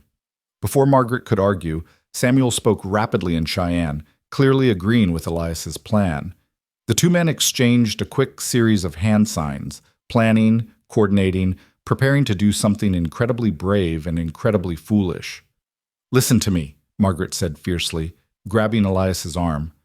I didn't marry you just to watch you die 2 days later. We find another way. Together. All of us. But the gunfire was intensifying, and she could smell smoke. Someone had set fire to something outside, probably trying to burn them out or create chaos. They were running out of time and options. Judge Abernathy made the decision for them. Do it, he told Elias and Samuel. Make your diversion. My deputies and I will get Margaret and the documents to the courthouse. But don't die, damn you. Don't make this a suicide mission. Create chaos and get out. Understood? Elias nodded once, then leaned down and kissed Margaret, fierce and quick and full of promise. Then he was moving, checking his guns, coordinating with Samuel using hand signs that Margaret couldn't quite follow. When you hear the commotion at the front, we go out the back, Abernathy told his remaining deputies. Fast and low. Get Mrs. Ward and these files to the courthouse. I'll send for the territorial marshal and the army post if necessary. This ends tonight. Margaret wanted to scream, wanted to demand they find a way that didn't involve Elias running toward danger. But she understood the math. If they all tried to leave together, none of them would make it. The only chance was to split their enemy's attention. She gripped her rifle and nodded. I'm ready. Elias and Samuel moved to the front entrance, their movements coordinated despite never having worked together before. Through the shattered windows, Margaret could see shadows moving, Tate's men, maybe 10 of them now, trying to surround the building completely. Then Elias kicked the front door open and charged out into the street, his rifle blazing. Samuel followed a heartbeat later, both men firing with terrifying accuracy. Shouts erupted from Tate's men, confusion and return fire. Someone screamed. Now, Abernathy hissed. They ran, or rather, the deputies ran while one pushed Margaret's wheelchair at a pace that felt terrifyingly fast, the wheels bouncing over rough ground. She clutched the files to her chest with one hand and her rifle with the other, expecting at any moment to feel a bullet punch through her back. Gunfire continued behind them, echoing off buildings. Margaret heard glass breaking, heard men shouting orders, heard a hoarse scream. She forced herself not to look back, not to think about Elias facing 10 armed men with nothing but his rifle and his refusal to surrender. They burst through the courthouse doors and into the relative safety of thick stone walls. Abernathy immediately started shouting for assistance, for someone to wake the territorial marshal, for armed guards. His authority and obvious desperation galvanized the nighttime skeleton staff into action. But Margaret couldn't stop thinking about Elias, couldn't stop imagining him lying in the street, bleeding, dying because she'd asked him to marry her and fight her impossible fight. I have to go back, she said, trying to turn her wheelchair toward the door. Abernathy's hand on her shoulder stopped her. You can't. Your job is to stay alive and make sure this evidence gets to the right people. That's how you honor what Elias and Samuel are doing right now. He's my husband, Margaret said, her voice breaking. And he's fighting for you, Abernathy replied gently. Don't make that sacrifice meaningless by getting yourself killed. The gunfire outside was diminishing, growing sporadic. Either Elias and Samuel were winning or they were dead. Margaret stared at the courthouse doors, her whole body rigid with the need to know, the need to help, the need to do something other than wait helplessly while others fought her battles. Then the doors burst open and Marcus and Joseph came through, supporting Samuel between them. The tribal policeman was bleeding from his arm and his face was covered in soot, but he was alive and conscious. Where's Elias? Margaret demanded, searching behind them for her husband's familiar form. "Coming," Joseph said tersely. "Had to grab something. Said it was important." Seconds stretched like hours. Then Elias appeared in the doorway, his shirt torn and bloody, his face grim with exhaustion and determination. In his arms he carried a box, one of the filing cabinets from the land office, its lock blown off, papers visible inside. He staggered to the table where Margaret sat and set the box down carefully. Then he wrote in his notebook, his hands shaking, "Backup copies. Tate's men set the office on fire. Most of the files will be destroyed, but I got these. The original deeds, the ones your father used to build his case. Everything you need." Margaret stared at the box, at the papers that had almost cost all of them their lives, at the evidence that could finally bring Tate to justice. Then she looked at Elias, at the blood soaking his shirt, at the exhaustion written in every line of his body, at the quiet triumph in his storm-gray eyes. "You're bleeding," she said stupidly. "Flesh wound," he wrote. "I've had worse. You could have died. Didn't." The smile he gave her was small but real. "Still have a marriage to figure out. Couldn't die yet." Margaret laughed, the sound coming out half-sob. She reached for him and he came to her, kneeling beside her wheelchair like he had that first day at the church. She held his face in her hands and kissed him properly this time, tasting smoke and blood and relief so intense it made her dizzy. "Don't ever do that again," she whispered against his lips. "Can't promise that," he wrote when she pulled back. "But I promise to try to survive it if I do." Judge Abernathy cleared his throat diplomatically. "As touching as this is, we have work to do. The territorial marshal is on his way, and I've sent word to the army post about the attack. They'll secure the area and arrest anyone connected to Tate. But first, we need to document what we have and make multiple copies. If Tate destroyed the land office to hide evidence, he'll certainly try to destroy what we rescued." The rest of the night passed in exhausting labor. They photographed documents, made handwritten copies, compiled lists of forged deeds and stolen lands. Martha Abernathy appeared with food and medical supplies, tending to Samuel's wounds and the injured deputy while the others worked. The territorial marshal arrived with a company of soldiers from the nearby army post, turning the courthouse into a fortress. Dawn was breaking when Judge Abernathy finally set down his pen and looked at the mountain of evidence they'd compiled. "This is it," he said with satisfaction. "This is everything we need to not only convict Tate, but to return land to its rightful owners. Your father would be proud, Margaret." Margaret felt tears burn behind her eyes, but refused to let them fall. Not yet. Not until this was truly finished.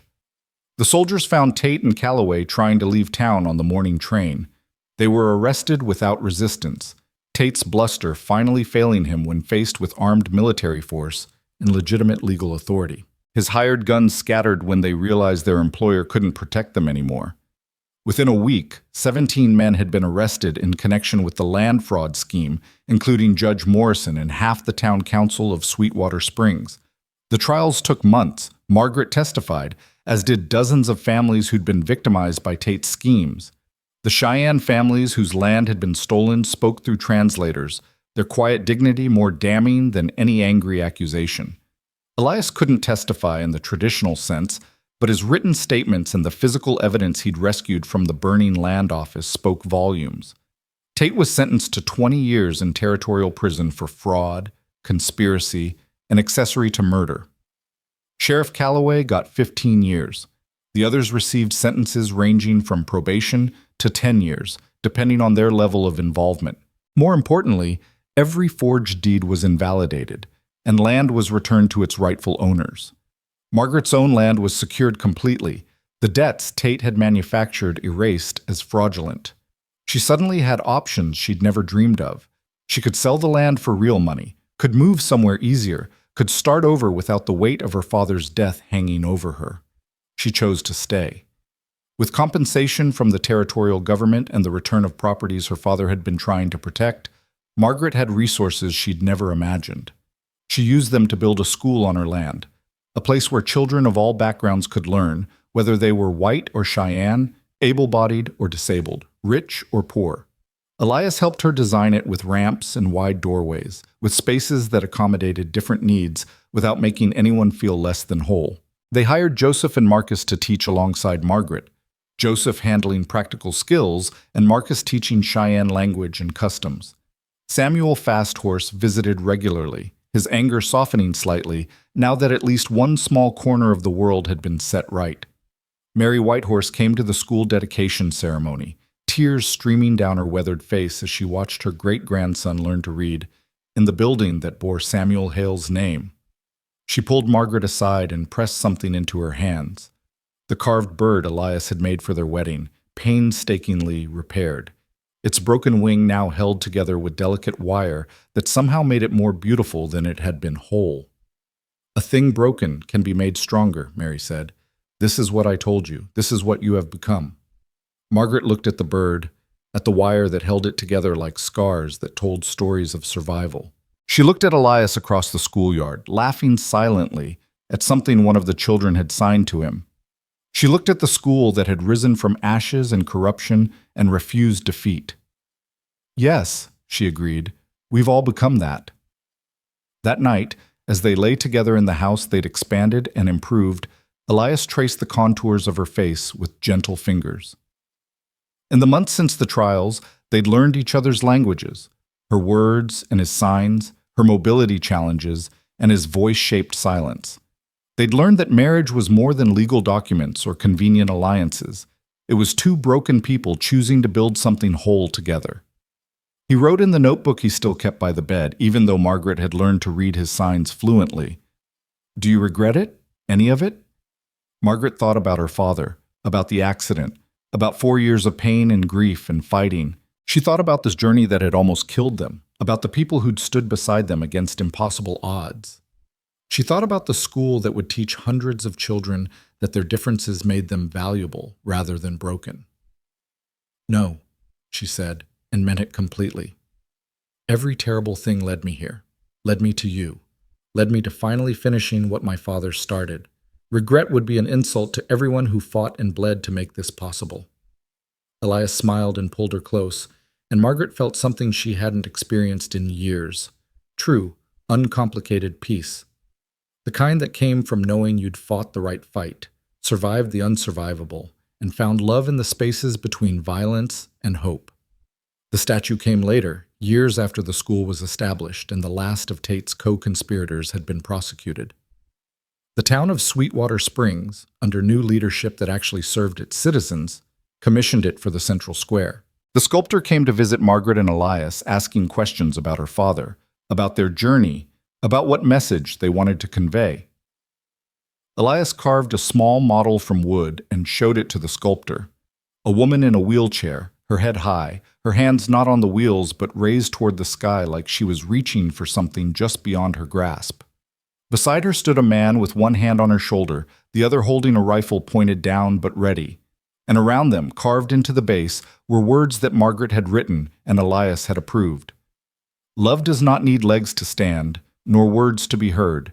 It needs only the courage to refuse surrender, and the grace to see each other as whole when the world calls us broken."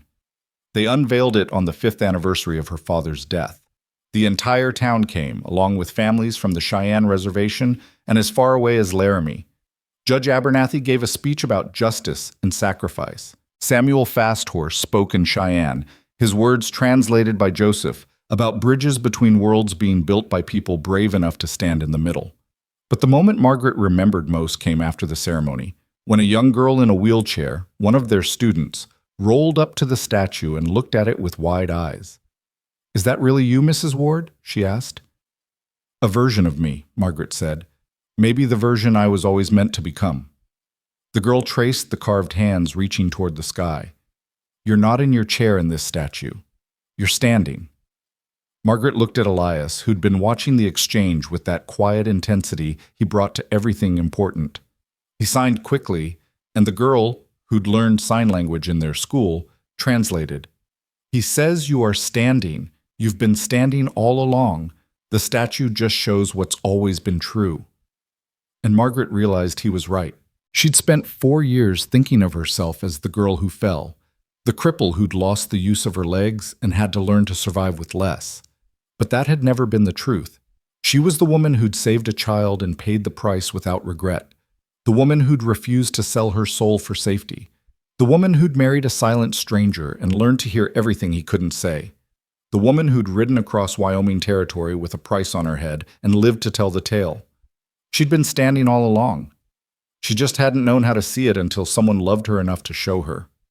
Years later, when Margaret and Elias were old and gray, and the school had expanded to 3 buildings with 4 teachers and 70 students, someone asked Margaret what she'd learned from her journey. She thought about it for a long time before answering. "I learned that breaking isn't the end," she said finally. "It's just the middle.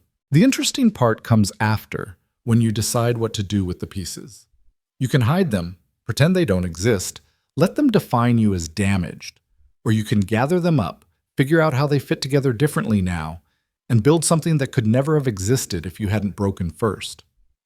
I learned that love isn't finding someone perfect.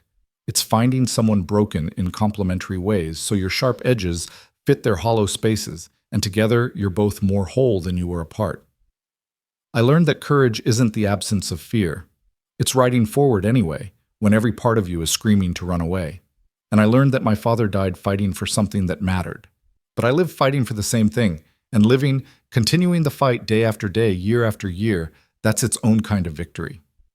Elias, sitting beside her with his hand intertwined with hers like it had been for decades, signed his agreement.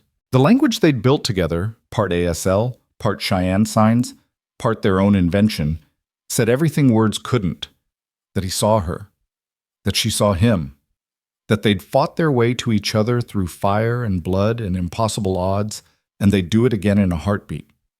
Margaret looked at the school, at the children playing in the yard regardless of race or ability, at the statue that had become a symbol of something larger than one woman's fight.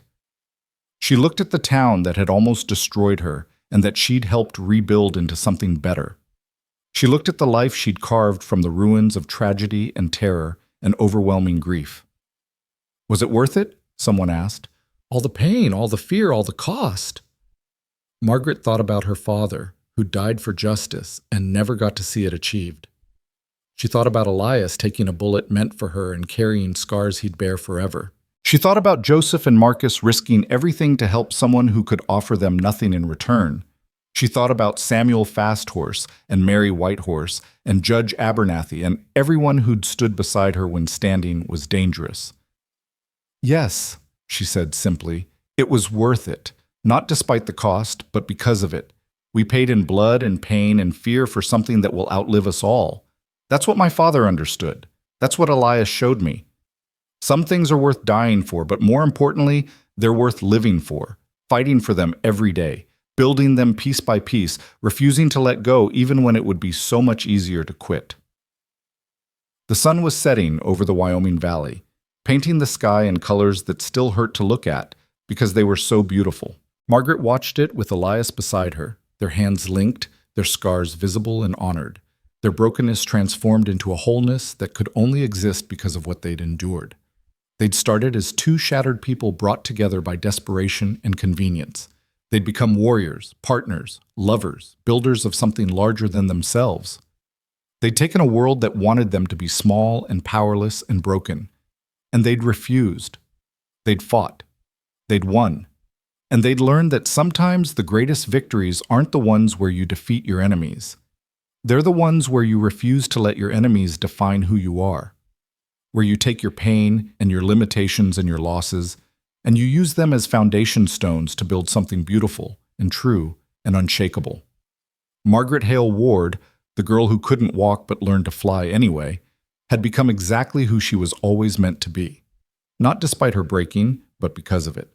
And that, in the end, was the only victory that truly mattered.